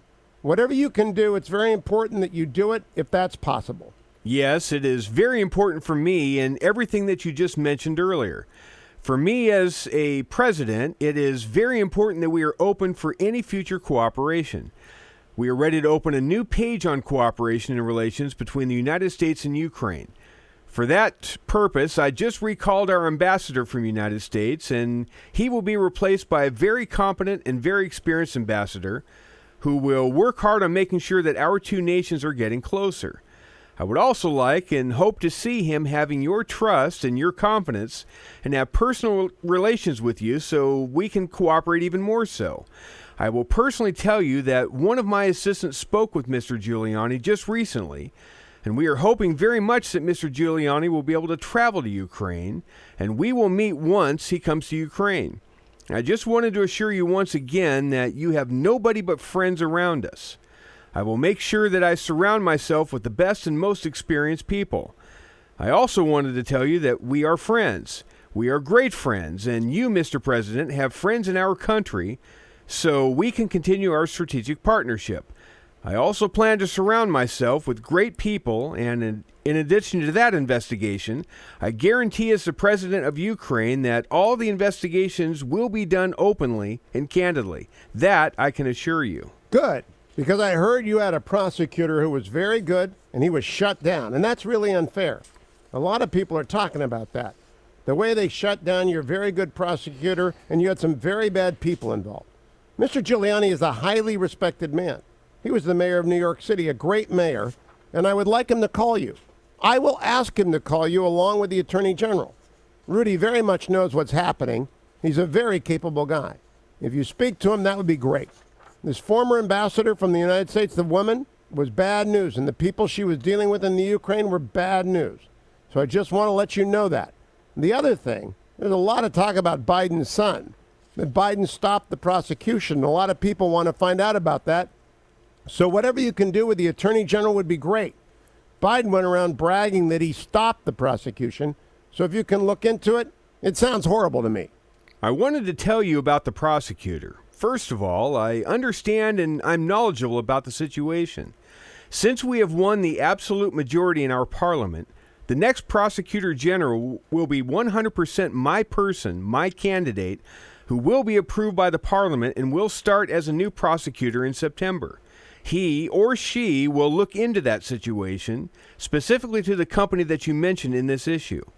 The issue of the investigation of the case is actually the issue of making sure to restore the honesty, so we will take care of that, and we'll work on the investigation of the case. On top of that, I would kindly ask you if you have any additional information that you can provide to us. It would be very helpful for the investigation to make sure that we administer justice in our country with regard to the ambassador to the United States from Ukraine. As far as I can recall, her name was Ivanovich. It was great that you were the first one who told me that she was a bad ambassador, because I agree with you 100%. Her attitude towards me was far from the best, as she admired the previous president, and she was on his side. She would not accept me as a new president well enough. Well, she's going to go through some things. I will have Mr. Giuliani give you a call, and I'm also going to have Attorney General Barr call, and we will get to the bottom of it. I'm sure you will figure it out. I heard the prosecutor was treated very badly. He was a very fair prosecutor, so good luck with everything. Your economy is going to get better and better, I predict. You have a lot of assets. It's a great country. I have many Ukrainian friends. They are incredible people. I would like to tell you that I also have quite a few Ukrainian friends that live in the United States. Actually, last time I traveled to the United States, I stayed in New York near Central Park, and I stayed at the Trump Tower. I will talk to them, and I hope to see them again in the future. I also wanted to thank you for your invitation to visit the United States, specifically Washington, D.C. On the other hand, I also want to assure you that we will be very serious about the case and we'll work on the investigation. As to the economy, there is much potential for our two countries, and One of the issues that is very important for Ukraine is energy independence. I believe we can be very successful in cooperating on energy independence with the United States. We are already working on cooperation. We are buying American oil, but I am very hopeful for a future meeting. We will have more time and more opportunities to discuss these opportunities and get to know each other better. I would like to thank you very much for your support. Good. Well, thank you very much, and I appreciate that. I will tell Rudy and Attorney General Barr to call. Thank you. Whenever you would like to come to the White House, feel free to call. Give us a date. We'll work that out. I look forward to seeing you. Thank you very much. I would be very happy to come and would be happy to meet with you personally and get to know you better. I'm looking forward to our meeting, and I also would like to invite you to visit Ukraine and come to the city of Kyiv, which is a beautiful city. We have a beautiful country which would welcome you. On the other hand, I believe that on September 1st, we will be in Poland, and we can meet in Poland, hopefully. After that, it might be a very good idea for you to travel to Ukraine. We can either take my plane and go to Ukraine, or we can take your plane, which is probably much better than mine. Okay, we can work that out. I look forward to seeing you in Washington and maybe in Poland because I think we are going to be there at that time. Thank you very much, Mr. President. Congratulations on a fantastic job you've done. The whole world was watching. I'm sure it was so much of an upset, but congratulations. Thank you, Mr. President. Bye-bye. End of conversation. Now that is it. That is it. That's everything that the president and Zelensky said. And Adam Schiff, on the basis of that, said this, cut number 1 on Meet the Press yesterday. Investigation. How your investigation is about the specifics of what the president did with the aid, with Ukraine, with Rudy Giuliani, and how much of your investigation is about the attempt to keep that from you? Well, I think really the gravamen of the offense here is the president using the power of his office to coerce a foreign nation into helping his presidential campaign to once again interfere in our election, and at the same time withholding foreign aid that country so desperately needs to fight off who? The Russians. That to me is the most serious constellation of issues, and I know that many people have suggested, and it may have been true in the past, that the cover-up is the bigger crime. Sometimes the cover-up is the easier crime to prove. But here, yes, the cover-up is very serious, but I don't want to lose sight of that fundamental breach of the president's oath of office, the duty to defend our country, our Constitution. And here, the president is once again not just inviting, but coercing a foreign nation to get involved to try to help him in yet another presidential election. So to me, that's the most serious. And this is what I said Sunday on Meet the Press in response to hearing Adam Schiff do that, cut number 11. I want to pick up on something that Professor Kern said, which is... he was my student. I was her student. I told you she was like 10. Everybody. She was like 10. But the most important thing that was said this morning thus far is Adam Schiff came on and he went full Alice in Wonderland, Queen of Hearts. Verdict first, trial later. I believe he destroyed his credibility this morning on this show as a fair arbiter of this process.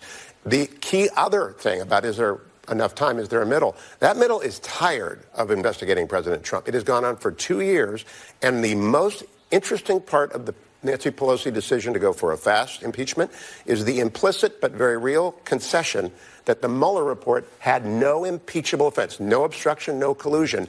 It's gone. They have erased it from the record. So Adam Schiff is biased, and Nancy Pelosi has admitted that Mueller exonerated Trump. I played that on Monday. I'm playing it on Tuesday. I'm playing it every day. And I'm going to replay the transcript reading from Dwayne and I every day. Maybe not every day, but I'm going to at least do it for a few days. I want people to hear it. It's absurd. It's a completely absurd sham. It is a pre-cooked meal designed to feed Democratic hunger for their Trump derangement syndrome calorie need. You need relieffactor.com.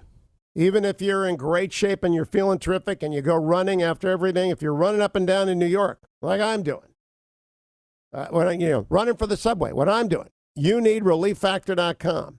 You might not be hurtling through airports. You may not be doing anything except reaching for the peanut butter, but if you're hurt, try relieffactor.com.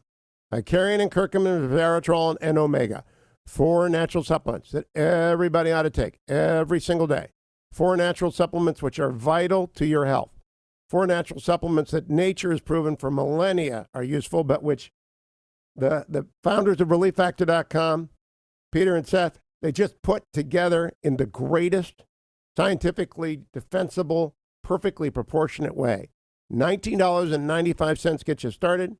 3 weeks of ReliefFactor.com. Join the tens of thousands of people who take it every morning. If you got it on your shelf, don't forget to leave the house without taking it. I'll be right back on the Hugh Hewitt Show.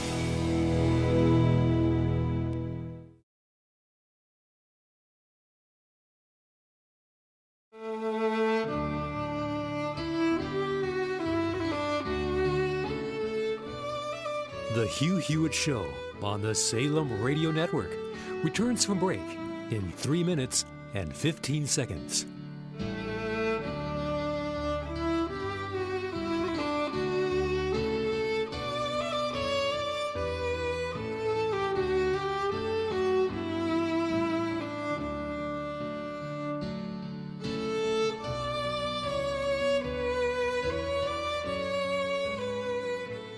The Hugh Hewitt Show on the Salem Radio Network returns from break in 2 minutes and 45 seconds.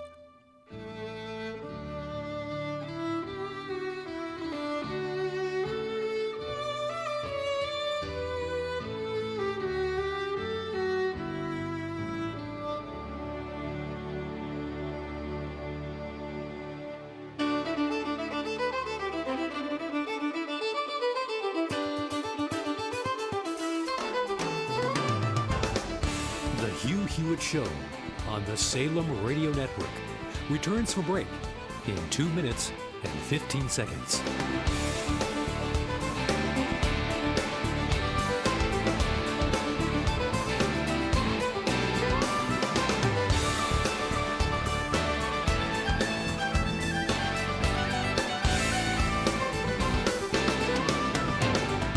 The Hugh Hewitt Show on the Salem Radio Network returns from break in 1 minute and 45 seconds.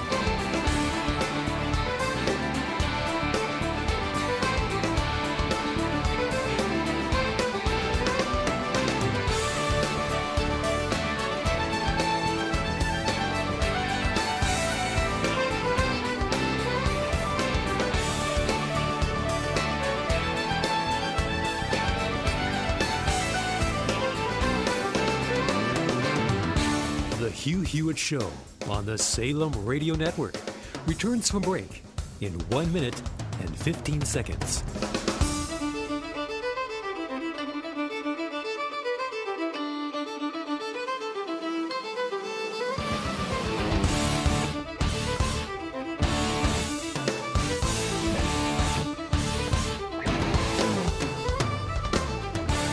The Hugh Hewitt Show on the Salem Radio Network returns for break in 45 seconds.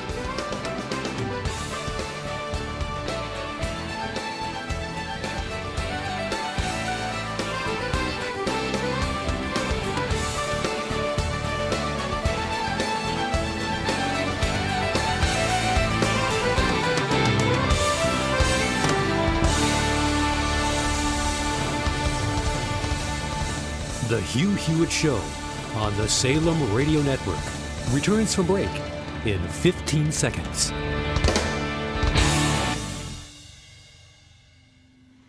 The Hugh Hewitt Show returns from break in 5 seconds.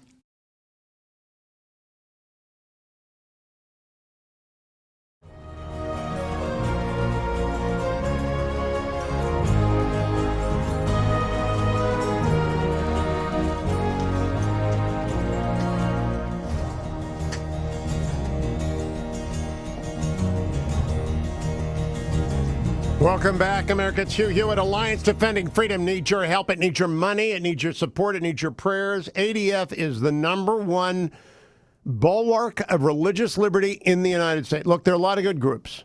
A lot of good groups, a lot of great churches, a lot of great parachurch organizations. ADF defends them all.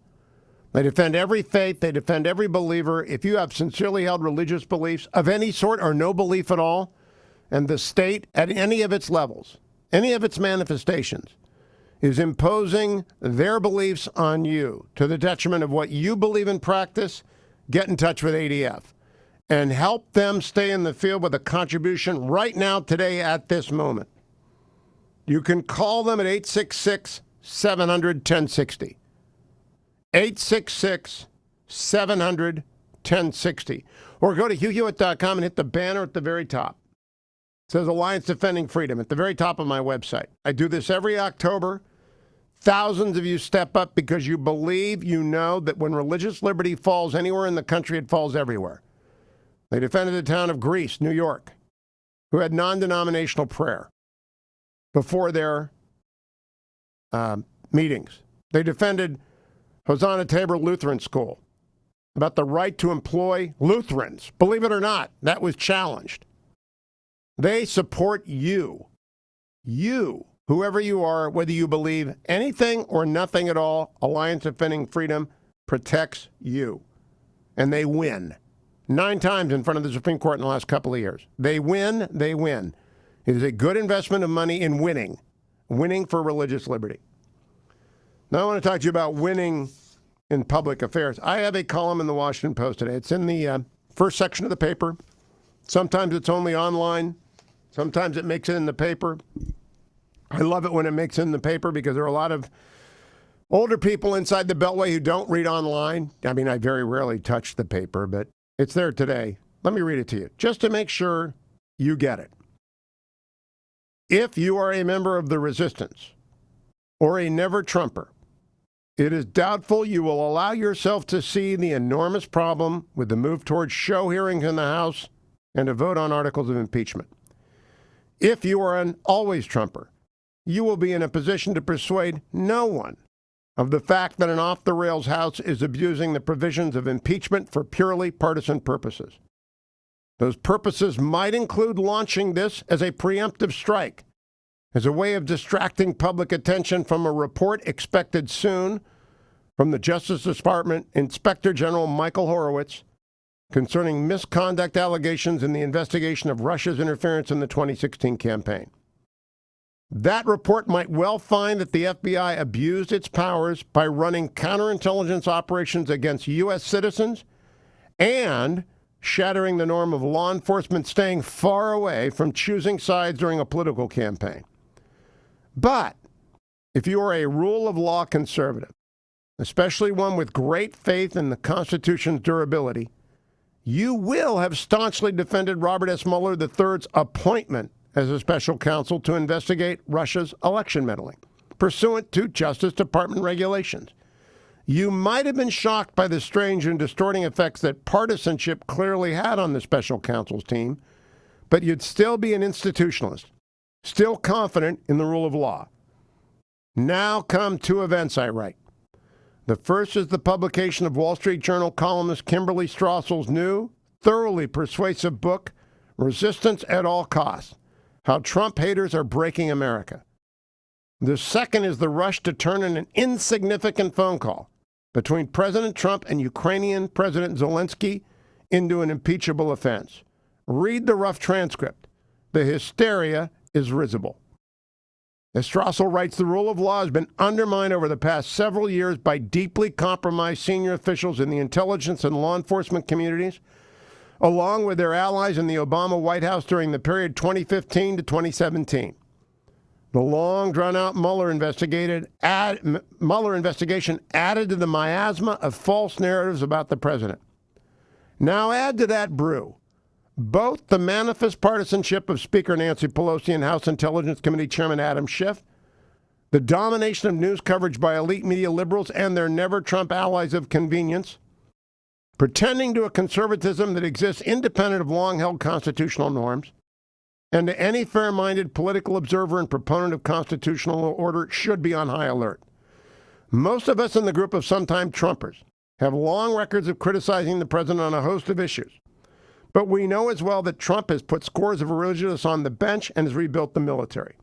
Those of us who have tried to observe, write, and comment from the no man's land of raging political battle cannot have failed to perceive a sinister turn of events as the House moved towards staging an impeachment show trial.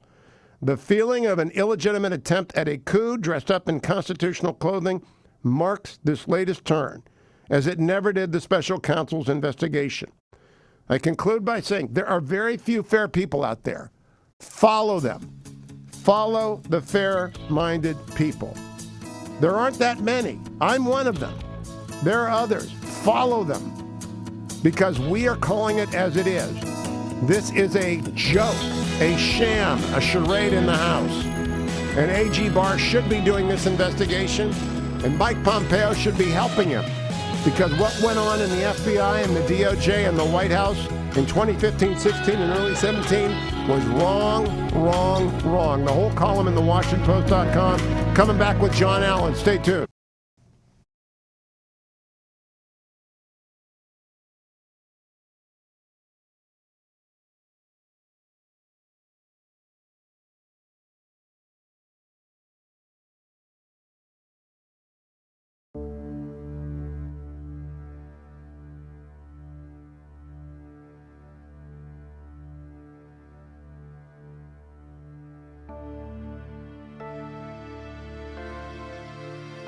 The Hugh Hewitt Show on the Salem Radio Network returns from break in 8 minutes and 15 seconds.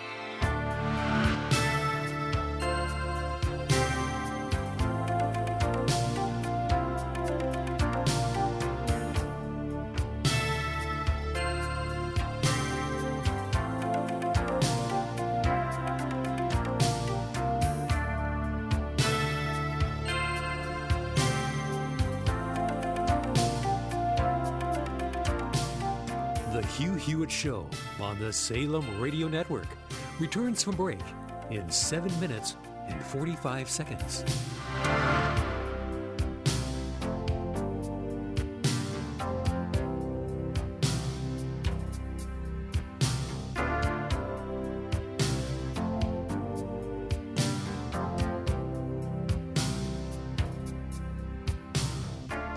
The Hugh Hewitt Show on the Salem Radio Network returns from break in 7 minutes and 15 seconds.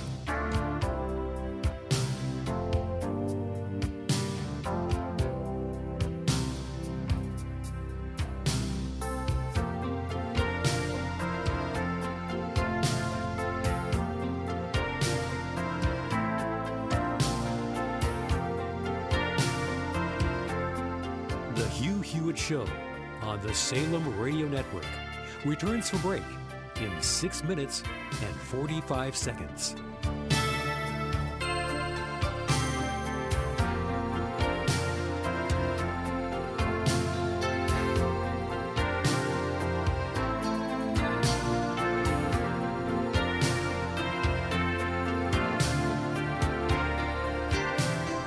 The Hugh Hewitt Show on the Salem Radio Network returns from break in 6 minutes and 15 seconds.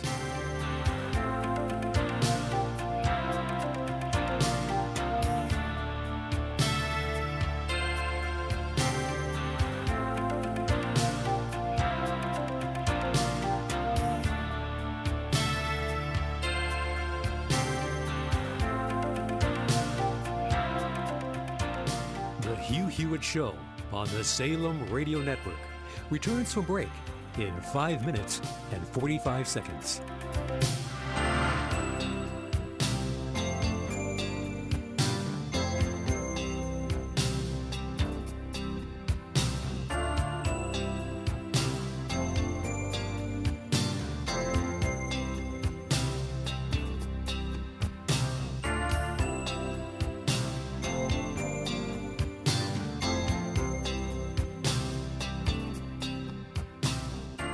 The Hugh Hewitt Show on the Salem Radio Network returns from break in 5 minutes and 15 seconds.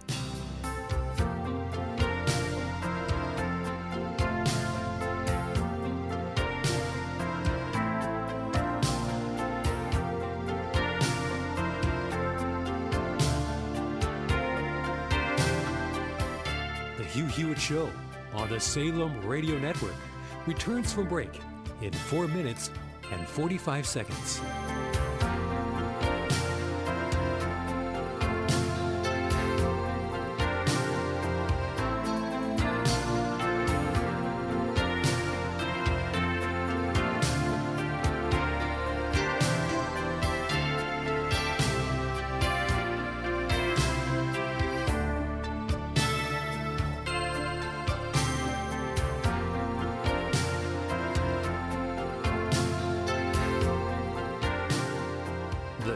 Hewitt Show on the Salem Radio Network returns from break in 4 minutes and 15 seconds.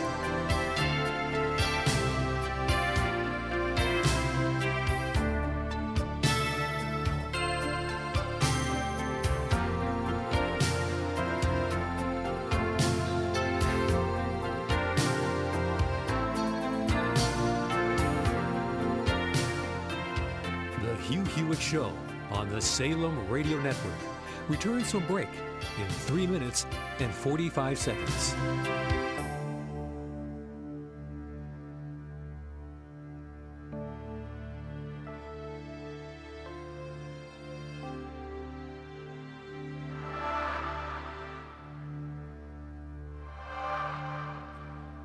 The Hugh Hewitt Show on the Salem Radio Network returns from break in 3 minutes and 15 seconds.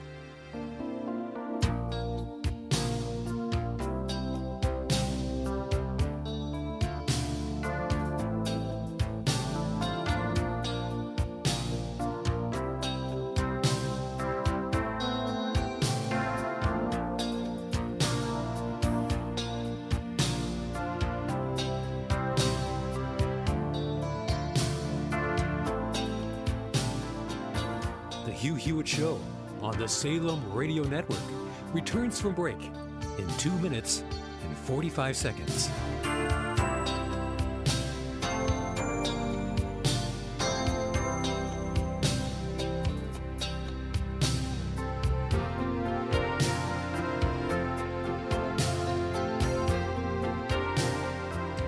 The Hugh Hewitt Show on the Salem Radio Network returns from break in 2 minutes and 15 seconds.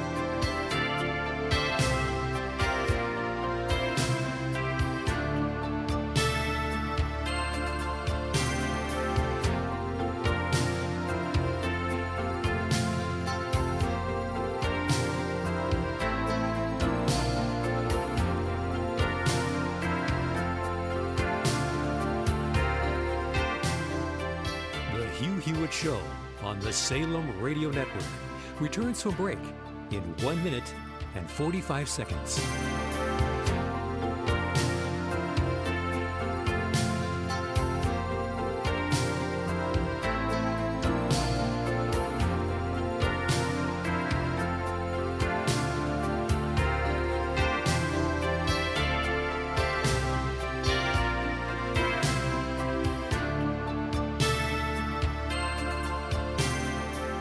The Hugh Hewitt Show on the Salem Radio Network returns from break in 1 minute and 15 seconds.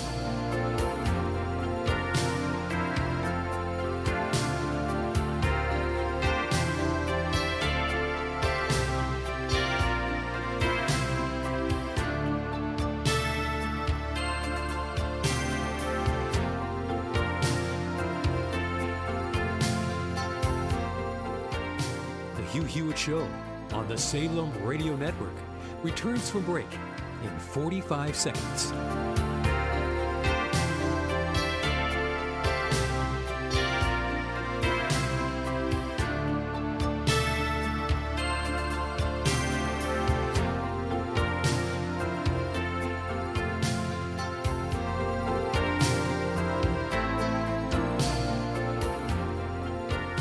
The Hugh Hewitt Show on the Salem Radio Network returns from break in 15 seconds.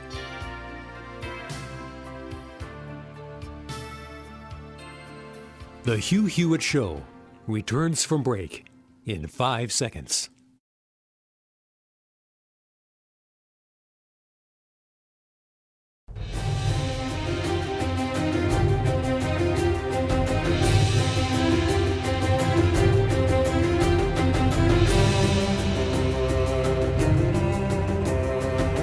Morning glory, America. Bonjour, hi, Canada. Greetings to everyone listening across the United States and in Europe and in Israel. I know you got lots of people listening all over the world. John Allen, if you watch MSNBC or NBC, is a great political correspondent. You know John. You can follow him on Twitter at John, Jon, Allen, DC. He's a baseball fan as well. Who's going to win in the Nationals-Brewers game, John? You know, Hugh, I love to be confident, but when I played baseball, I was the kind of guy that skipped over the foul line. I have tremendous superstitions, and I will not make any prediction about tonight's game for fear of jinxing my home team, Washington. I tried to trick you into the jinx. I tried to get you to do it. You know, I've got revenge radio going on here because the Nats took out the Indians. They just crushed us. Yeah, that's one way of looking at it. I might argue that the Indians had largely taken the Indians out by the time you got to Washington. We could have gone there. Well, I don't actually know. I don't know how it played out. I didn't follow it after they lost the first game, but it was sad.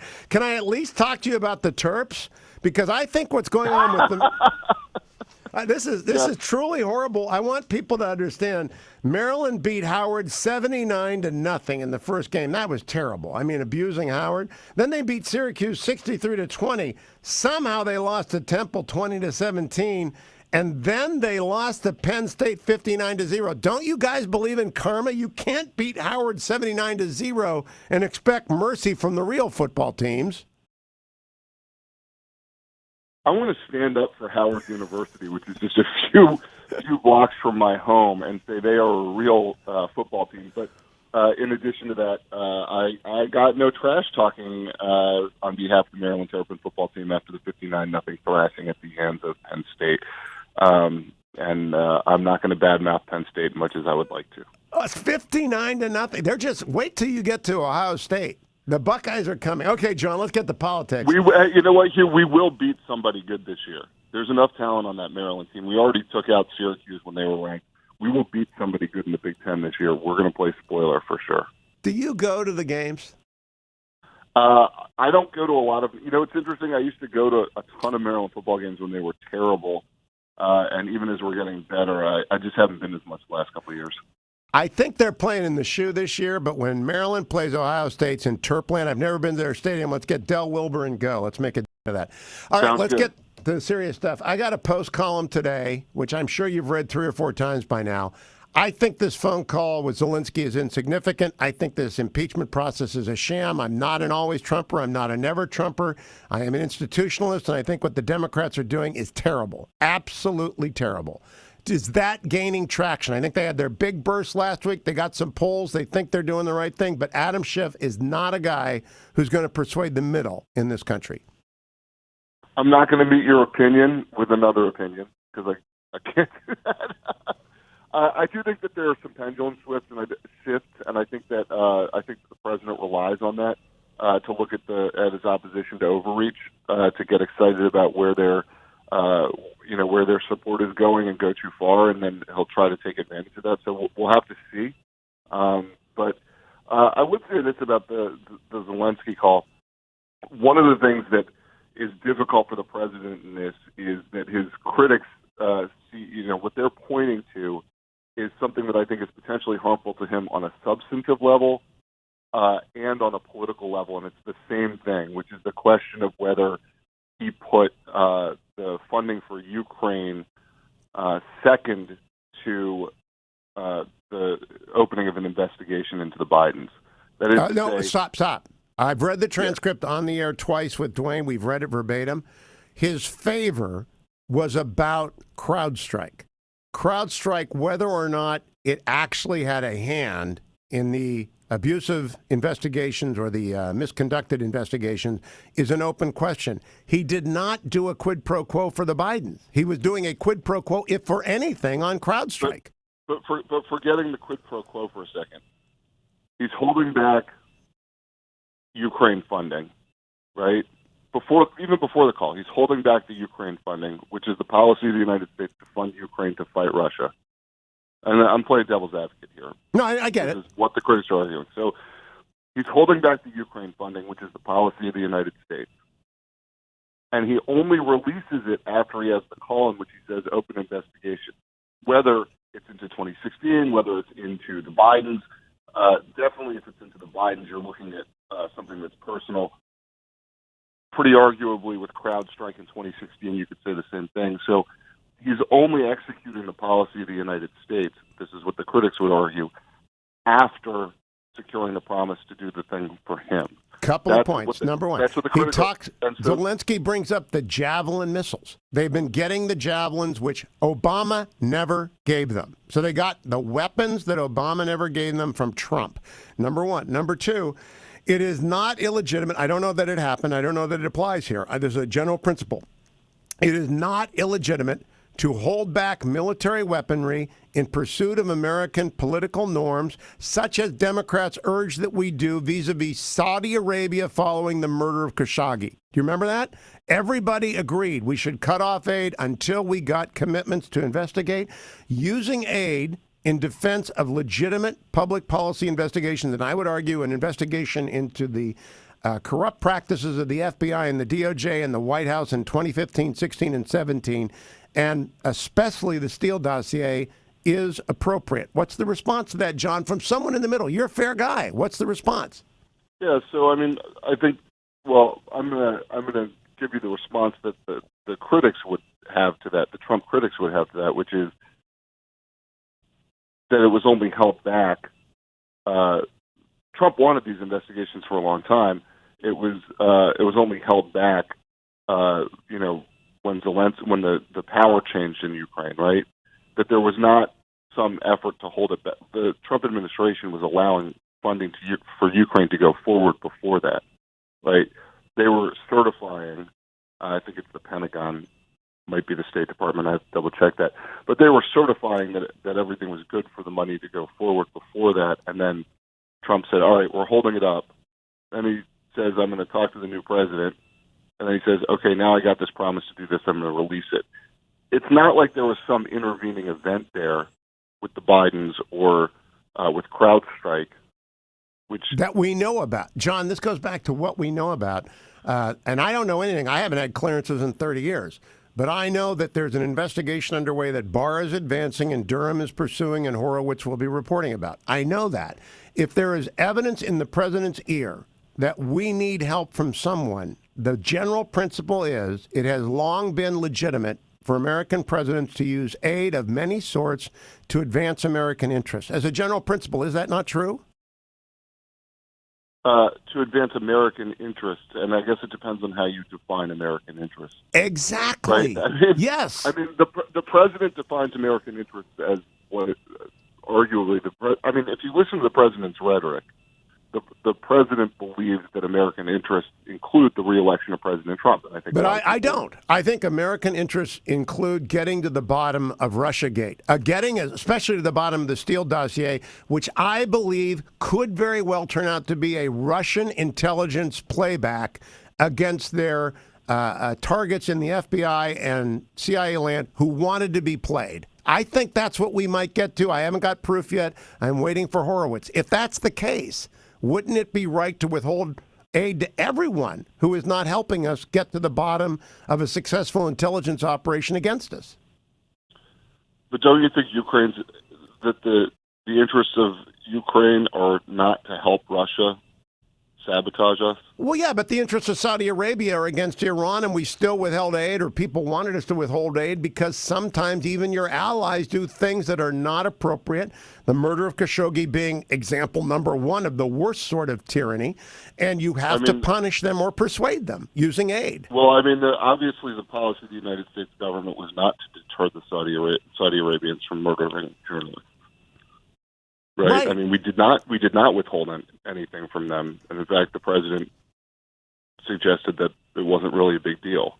But some people urged now who are criticizing the Ukraine phone call. I'm just looking for one rule, John. My one rule is presidents who are in possession of knowledge are presumed to be acting in the national interest, and Trump haters should not be able to rebut that presumption absent evidence, and I don't trust Adam Schiff to be fair about that. I want to give you the last word, and Admiral Stavridis coming up after the break. What's the last word? I think you're right, that the president should be presumed to be acting in the interests of the United States, and that should be a pretty high bar to cross. But, we'll see where evidence leads. And do you think we'll see it quickly? Because I think Adam Schiff does not care about evidence, and they're just rushing. While they have perceived momentum, they're rushing to a vote. I think there is interest on all sides in moving more quickly than less quickly. That is to say, the House, the Senate, and probably the White House. Good luck tonight. I won't ask you, but I'm not sure I can root for you against... Well, I don't like the Brewers. I got to deal with Congressman Gallagher tomorrow, so maybe I'll root for the Nats tonight. Thank you, John Allen of NBC News. Follow him at John Allen DC, Jon Allen DC, and follow me to the next segment, America. It's the Hugh Hewitt Show. Portions of the Hugh Hewitt Show are brought to you in part by Birch Gold Group.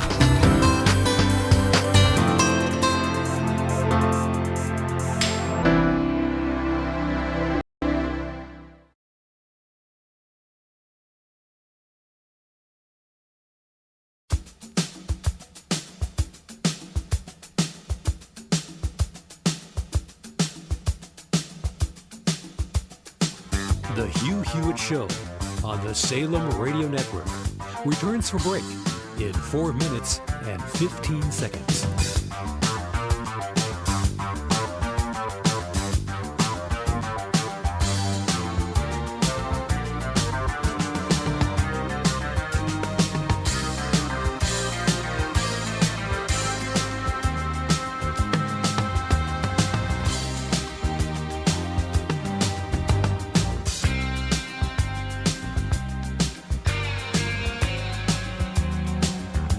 Hugh Hewitt Show on the Salem Radio Network returns from break in 3 minutes and 45 seconds.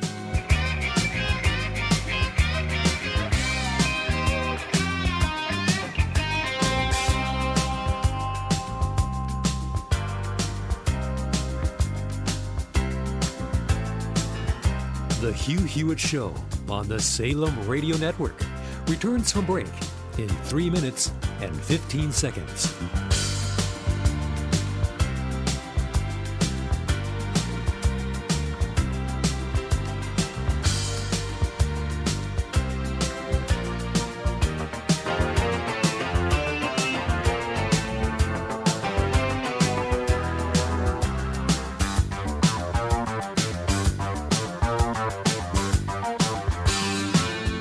The Hugh Hewitt Show on the Salem Radio Network returns from break in 2 minutes and 45 seconds.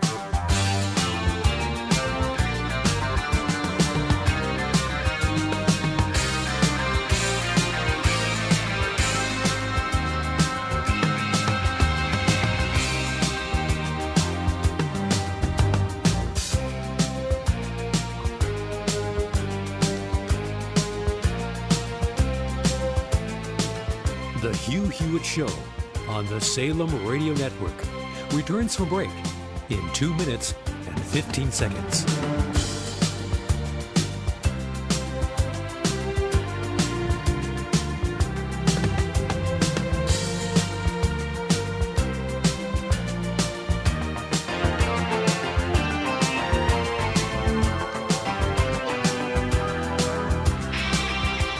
The Hugh Hewitt Show on the Salem Radio Network returns from break in 1 minute and 45 seconds.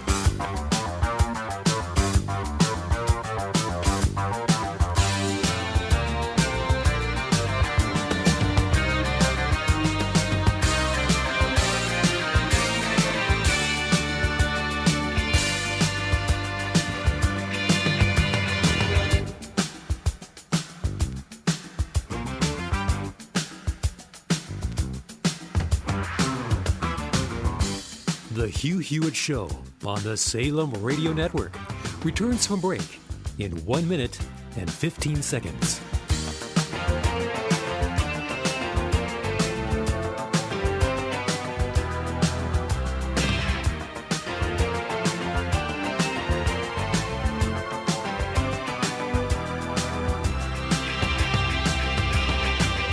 The Hugh Hewitt Show on the Salem Radio Network returns from break in 45 seconds.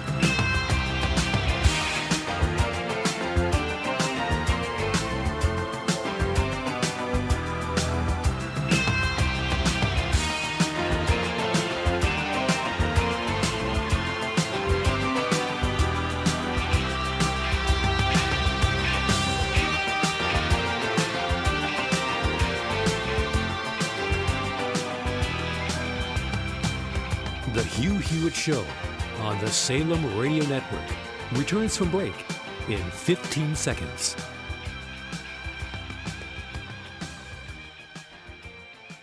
The Hugh Hewitt Show returns from break in 5 seconds.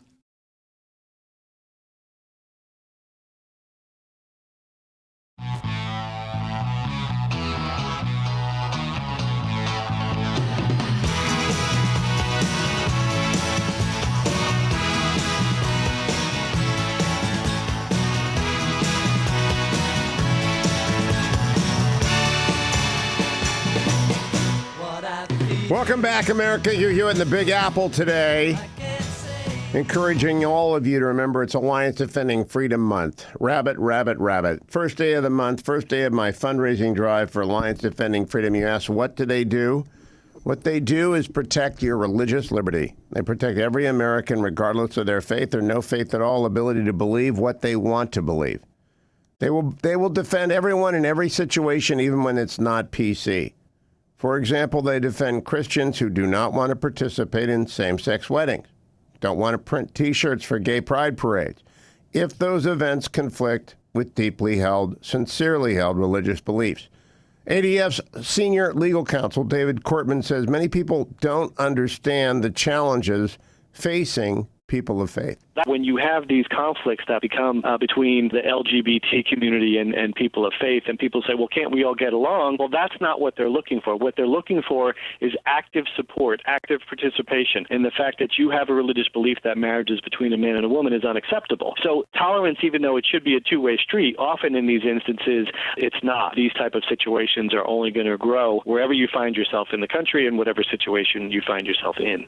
There's an Alliance Defending Freedom banner up right now at the top of my homepage at HughHewitt.com. You can click on it to make any gift in any amount to help ADF defend your religious freedom. And they are in the front lines. They are in the trenches. They're fighting every day. They won 9 times at the Supreme Court in the last couple of years. They're astonishing, their record of defending the right, the good, and the true. The first freedom. Congress shall make no law respecting an establishment of religion or prohibiting the free exercise thereof. That's ADF. Call them if you'd like, 866-700-1060, 866-700-1060. Your gift, $100, $200, or $500,000, whatever it is. You can afford to help Alliance Defending Freedom continue fighting for you and your children and your grandchildren. Thank you for helping. Time for the pre-market report brought to you by Alliance, not by Alliance Defending Freedom, but by our good friends at andrewandtodd.com. Andrew Del Rey, Todd Avakian.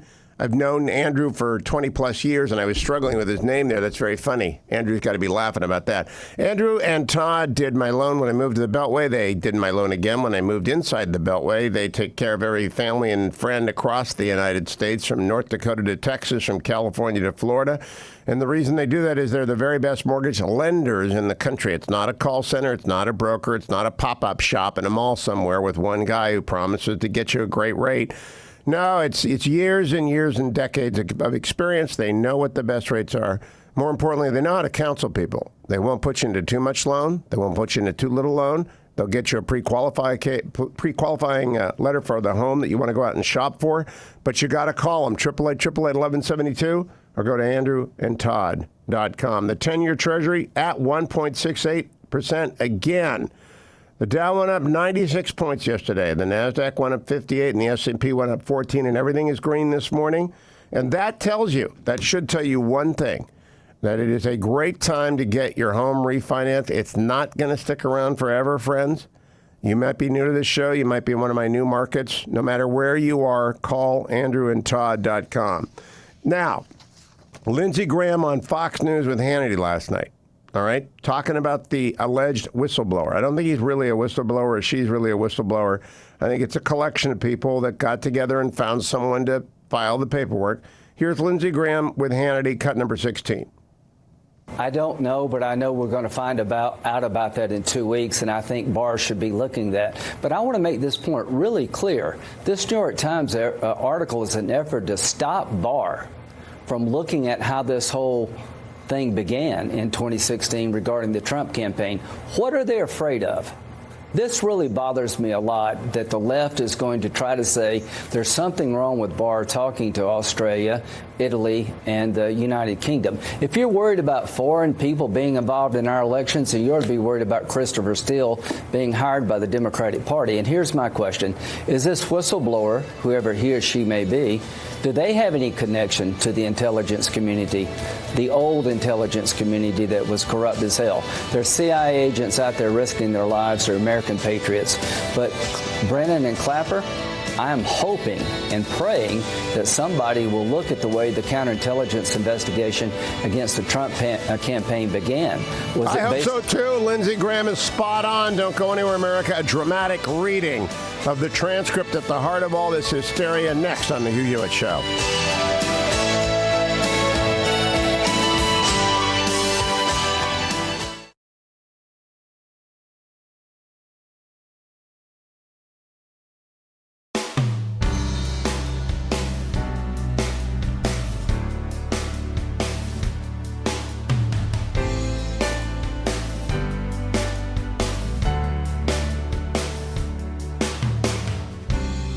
The Hugh Hewitt Show on the Salem Radio Network returns from break in 5 minutes and 15 seconds.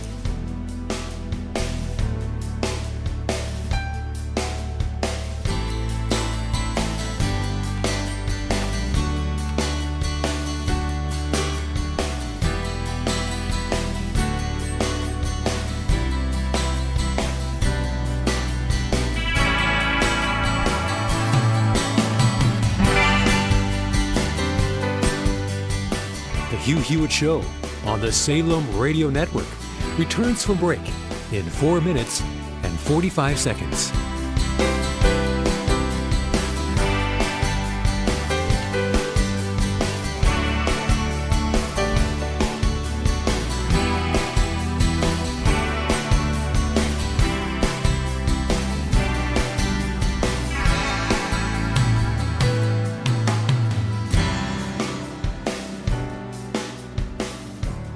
The Hugh Hewitt Show on the Salem Radio Network returns from break in 4 minutes and 15 seconds.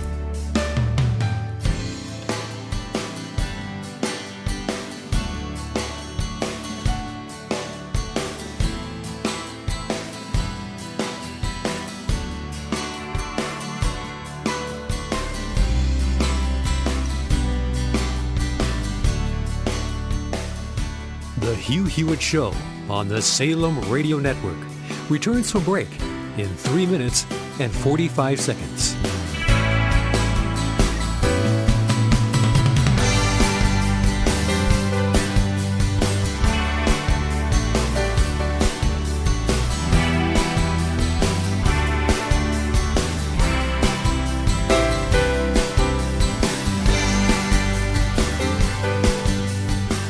The Hugh Hewitt Show on the Salem Radio Network returns from break in 3 minutes and 15 seconds.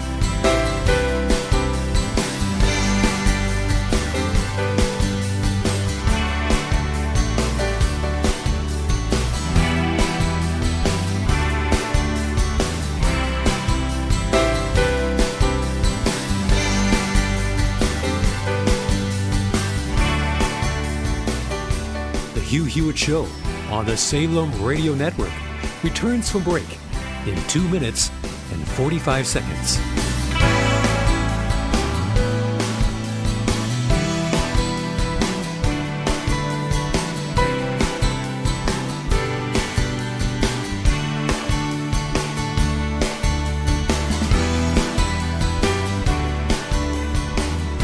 The Hugh Hewitt Show on the Salem Radio Network returns from break in 2 minutes and 15 seconds.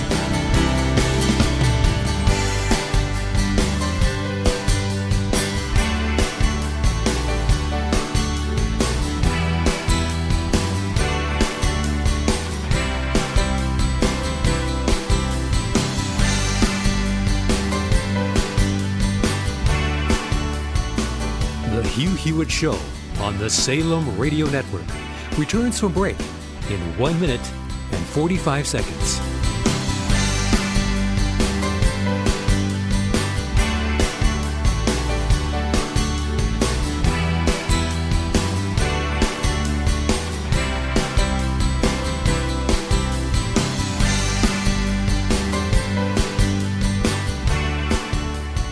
Hugh Hewitt Show on the Salem Radio Network returns from break in 1 minute and 15 seconds.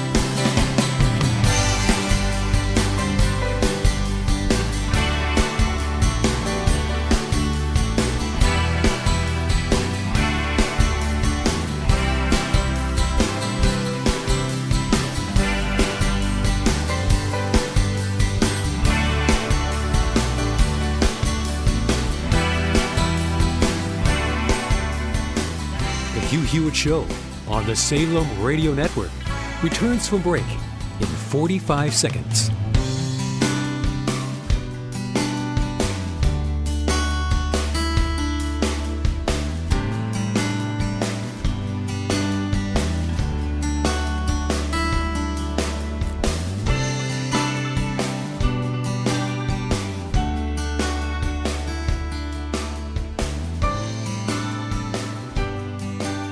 The Hugh Hewitt Show on the Salem Radio Network returns from break in 15 seconds.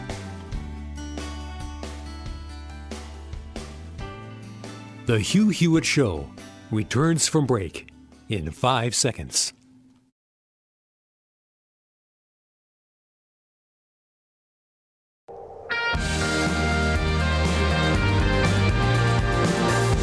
Welcome back, America. It's Hugh Hewitt in the Big Apple today at WAM 870 in New York. So great to be at the Answer in New York City. It is a big day in the world, and I've got a big brain to talk with me about it. 70 years ago today, the Communist Party took power under Mao's banner in Tiananmen Square. They are back in Tiananmen Square this morning, or they were earlier today. It's already quite late in the afternoon in China. I'm joined by Admiral James Stavridis to discuss this. Good morning, Admiral. How are you? I'm doing well, Hugh. So they get all together, and President Xi erases President Deng Xiaoping, the former general chairman, and draws a straight line from Mao to him. What does that mean to you, Admiral? It means that clearly Xi is assuming the Mao-like quality of remaining perpetually in office and being the sole planet upon which the rest of China orbits. He is doing away with any semblance of a committee-type structure, and he is also leading the charge for Chinese nationalism. Those are the two things, and we ought to be very concerned about both. Let me quote his speech today. There is no force that can shake the foundation of this great nation. No force can stop the Chinese people and the Chinese national forging ahead. And there was a display of new military technologies, including a new ICBM capable of reaching anywhere in the United States with 10 warheads. We used to call those MIRVs, and hypersonic lower-range missiles that I think they're ahead of us on. Are they not, Admiral? Unfortunately, they are. And let's park on that for 1 second. A normal cruise missile flies at 1 or 2 times the speed of sound, about 600 miles an hour. These hypersonic cruise missiles fly 5 to 10 times the speed of sound. That means that our current defensive missile systems to knock down these incoming missiles are ineffective against them. And this is profoundly important. It's an inflection point in military technology. We are working very hard to accelerate our programs, both defensively and offensively, against these weapons. But China will continue to push in this zone, ultimately because these are carrier killer weapons, Hugh, that can go after our carrier forces as well as our land-based forces. Well, let's pause. When you say an inflection point, my ears pick up. That means a point at which the United States must find a response quickly. Do we have such responses underway? Are we looking for a defense to hypersonic missiles? We are, and there are several. One is use of directed energy weapons. These are lasers in common parlance, because for decades we've used the technology of trying to knock down an incoming missile with another missile. Think of knocking down an incoming flying telephone pole with another one. It's been pretty effective, but when these missiles now go 5 to 10 times faster, you can't get your missile up in the air fast enough. So lasers, light shining against them is a possibility. Secondly, electronic. You try and jam any kind of guidance system. And then thirdly, you develop systems to knock these things out before they're launched, before you kill the archer before the archer can release the arrow. So those are the three elements of going after these hypersonics. This is a high-speed, I should say a hyperspeed program in the Defense Department and also with all of the major defense companies here. Now, is it a Sputnik moment, Admiral? Have we gotten to the realization that we have to throw everything we've got into artificial intelligence and hypersonics because it's the combination of two? This sounds like the rise of the machines, right, in The Matrix or in Terminator. But the fact is, we have to combine AI with new technology if we're going to maintain deterrence.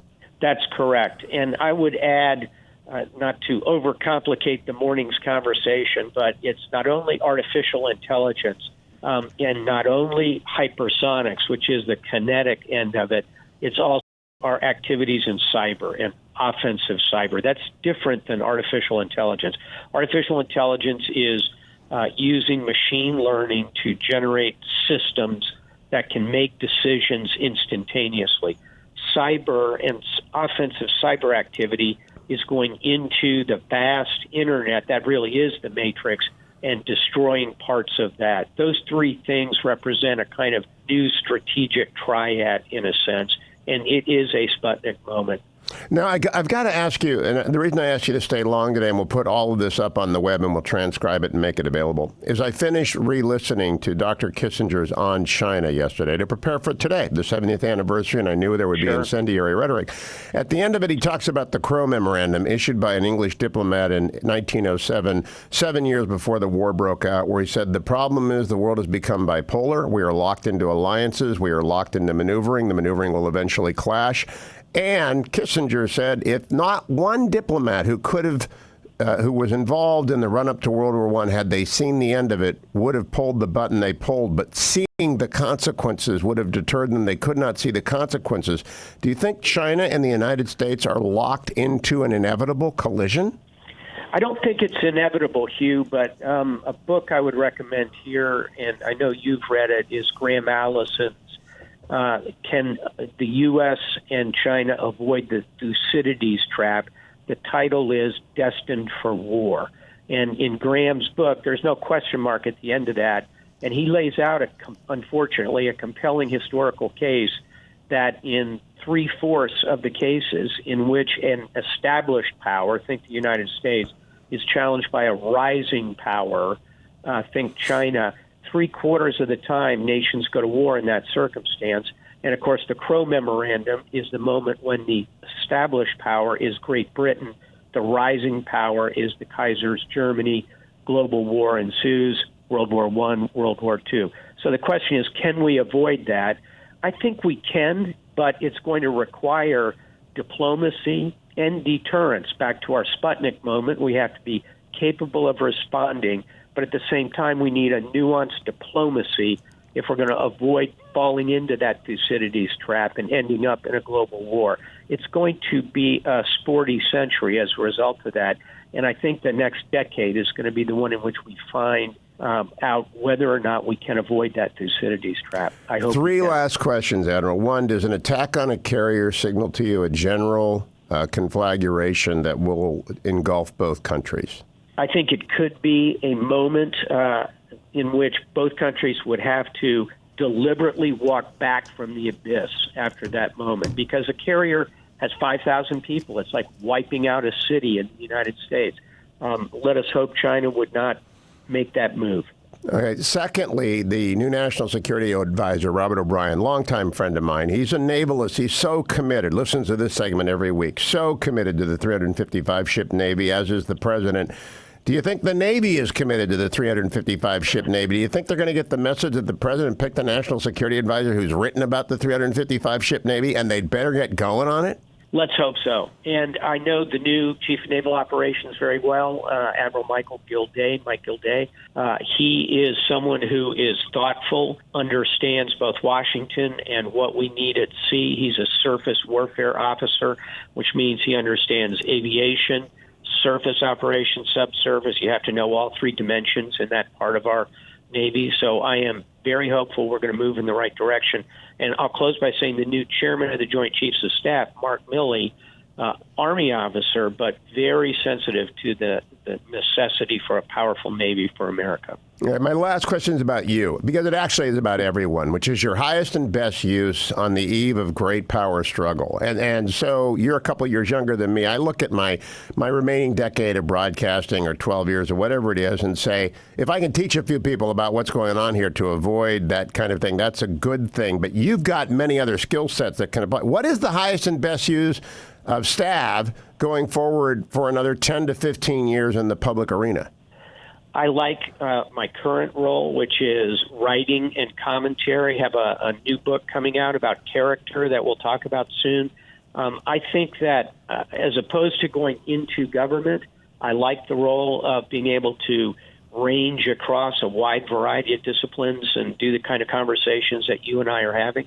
And then secondly, Hugh, I like to do the individual one-on-one mentoring for younger people in their 40s who are coming into government.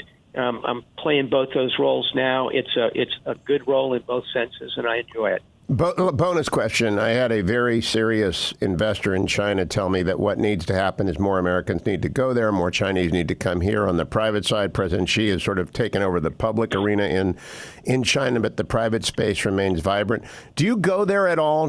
I know it's dangerous from a technology standpoint. You can't take a cell phone in or it'll get hacked. You can't take in a computer. It'll get completely malwared. But do you go there to try and talk to your counterparts about how this is what the Anglos and the Germans might have done in 1907 to prevent the onset of the great competition that became the Great War? Do you do any of that, Admiral?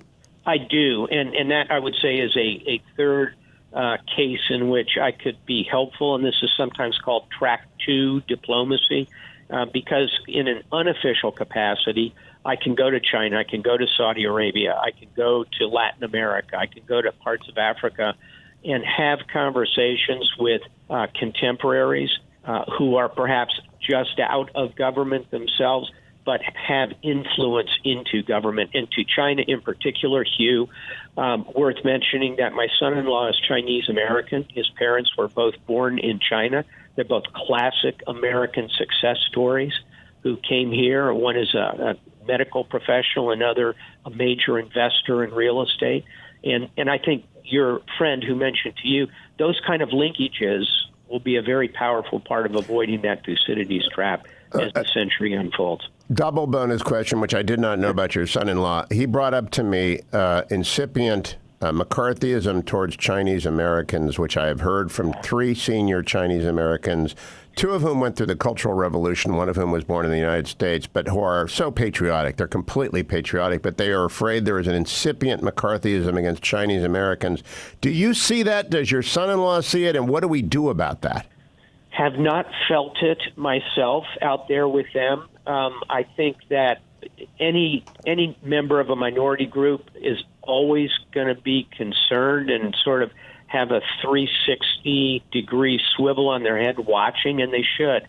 What we all ought to do for our Chinese American, our Indians Americans, our Latinos, our immigrants are a huge source of what makes this country the absolute pinnacle of diplomacy, democracy, and liberty. We had to guard jealously the way in which we treat all new Americans. And I think that's going to be crucial for us. Last thing, Hugh, to read an author who truly understands the Chinese American immigrant experience, I recommend Ha Jin, Hajin, won the Pulitzer Prize.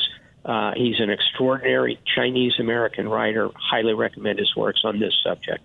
Admiral James Stavridis, thank you so much as always. Completely compelling. It will be all posted at HughHewitt.com. I appreciate your getting up early, Admiral, to talk to me.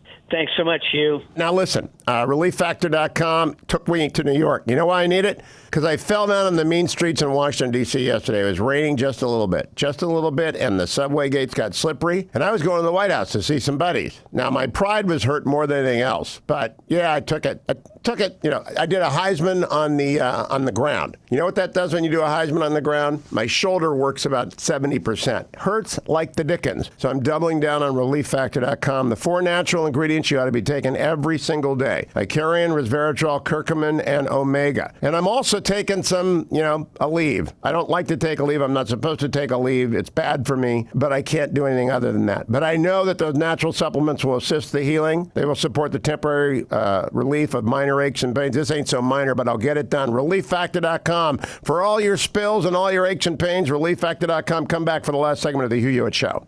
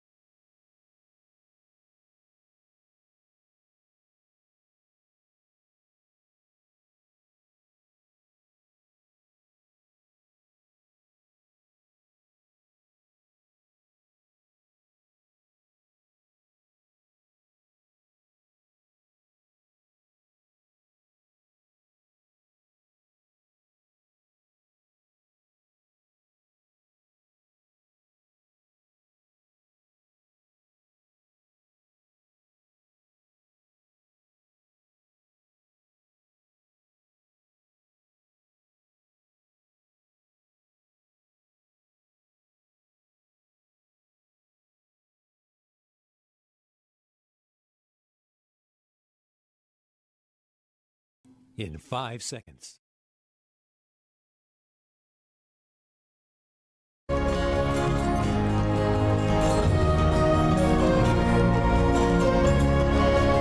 Welcome back, America. It's Hugh Hewitt, switching back and forth from the international to the domestic. Now, the most important thing of the day is what I just talked to Admiral Stavridis about. It's the 70th anniversary of the People's Republic of China.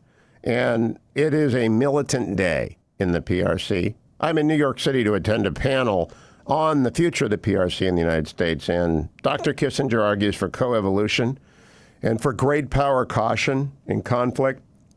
And all this is great. I wish we were focused on it. Instead, we're focused on a non-whistleblower. Not really a whistleblower, no firsthand knowledge. We're focused on fake news, and it is fake news to say it's controversial that Attorney General Barr is asking for help into the investigation into Spygate. Our domestic intelligence agencies at the FBI, their counterintelligence division, And maybe our CIA was compromised by the Steele dossier. Someone played the United States in 2016. There was a lot of bad apples at the FBI. In the top ranks, they're gone. And if you read Kimberly Strassel's new book, you'll see it. Make sure you read my Washington Post article, which I read earlier today. It's over on the front page, the landing page. Don't trust the never-Trumpers. Don't trust the always-Trumpers. Trust these folks. That would include me. What you definitely want to do is not prejudge anything like Adam Schiff, who's lost all credibility. He's destroyed, and everyone knows it. It's a sham in the House. They're going to pass an article of impeachment. It's payback for Bill Clinton. It's crazy. It's nutty. It's the resistance driving them crazy, and it will be dismissed by the Senate. I hope they have a trial, though, into a whole bunch of things like Hunter Biden and Joe Biden in the course of that. But what Donald Trump said yesterday, I want you to hear it, about the whistleblower, cut number 7. This is the White House spray. Well, we're trying to find out about a whistleblower. When you have a whistleblower that reports things that were incorrect, as you know, and you probably now have figured it out, the statement I made to the president of Ukraine, a good man, a nice man, was perfect. It was perfect. But the whistleblower reported a totally different statement, like the statement, it was not even made. I guess statement you could say with call. I made a call. The call was perfect. When the whistleblower reported it, he made it sound terrible. And then you had Adam Schiff, who, even worse, made up my words, which I think is just a horrible, I've never even seen a thing like that. Adam Schiff, representative, congressman, made up what I said. He actually took words and made it up. The reason is when he saw my call to the president of Ukraine, it was so good that he couldn't quote from it because there was nothing done wrong. It was perfect. So Adam Schiff decided, I can't let this happen. So let me make up. Do you ever hear of this one, Gene? Do you ever hear of anything like this? So Adam Schiff made up a phony call, and he read it to Congress, and he read it to the people of the United States. And it's a disgrace. This whole thing is a disgrace. There's been tremendous corruption, and we're seeking it. It's called Drain the Swamp. There's been corruption on the other side. There's been corruption like you've never seen. Now, the new president of Ukraine ran on the basis of no corruption. That's how he got elected. And I believe that he really means it. But there was a lot of corruption having to do with the 2016 election against us. And we want to get to the bottom of it, and it's very important that we do. Yeah, that is what's going on. And Trump is not going to be deterred, and Attorney General William Barr is not going to be deterred.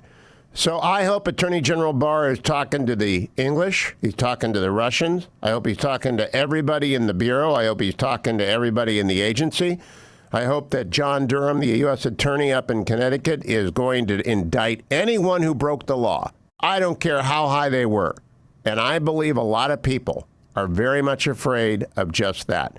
I think there's a lot of dirt being kicked up, a lot of smoke bombs being thrown to deter people from looking at and to distract people. Some people want to be made afraid. All right. Other people, they just want to confuse. A lot of folks in the media are easily confused. But the booster section of Team Obama, they used to call the echo chamber in the media, they're now being manipulated again by the same people. The same people are playing them for fools a second time. This is an illegitimate impeachment. Totally illegitimate. That phone call, which we did a dramatic reading of in the second hour, which we originally did yesterday, it is completely a hoax. Not a hoax in terms of it didn't happen, a hoax about it's significant. It was not significant. It's an insignificant phone call. People are afraid of that. They're afraid to say because they're going to get yelled at by Rachel Maddow. You know, Rachel does her thing, good for the resistance. But it is an insignificant phone call. And any person with a serious background in national security matters will tell you it was an insignificant phone call. We need to rally to Mike Pompeo, to President Trump, to Attorney General Barr, and to everyone being attacked by this mob online and on air trying to turn this into a lynch mob. It's a what I called a soft coup with the dressed in constitutional clothing. And our friends over at Media Matters, Emo, you're listening? Yeah, soft coup, dressed in constitutional clothing. Quote it again. You think I'm embarrassed by that? I'm not. That's exactly what's happening. And we're not going to let it happen. We're not going to let it go down without talking about it. And I believe it's going to change America to the right. They are sick and tired of this nonsense. We've got to get back to serious stuff, like the rise of the new China, the aggressive China, and we've got to get away from the fever swamp left controlling the messages, the narrative, and the reality of what happened in 2015, 16, and 17, which was disgusting. Don't go anywhere, America. I'll be back tomorrow inside the Beltway bringing you the latest. And thank you, Dwayne. Thank you, Brian. Thank you, everyone who's listening to The Hugh Hewitt Show.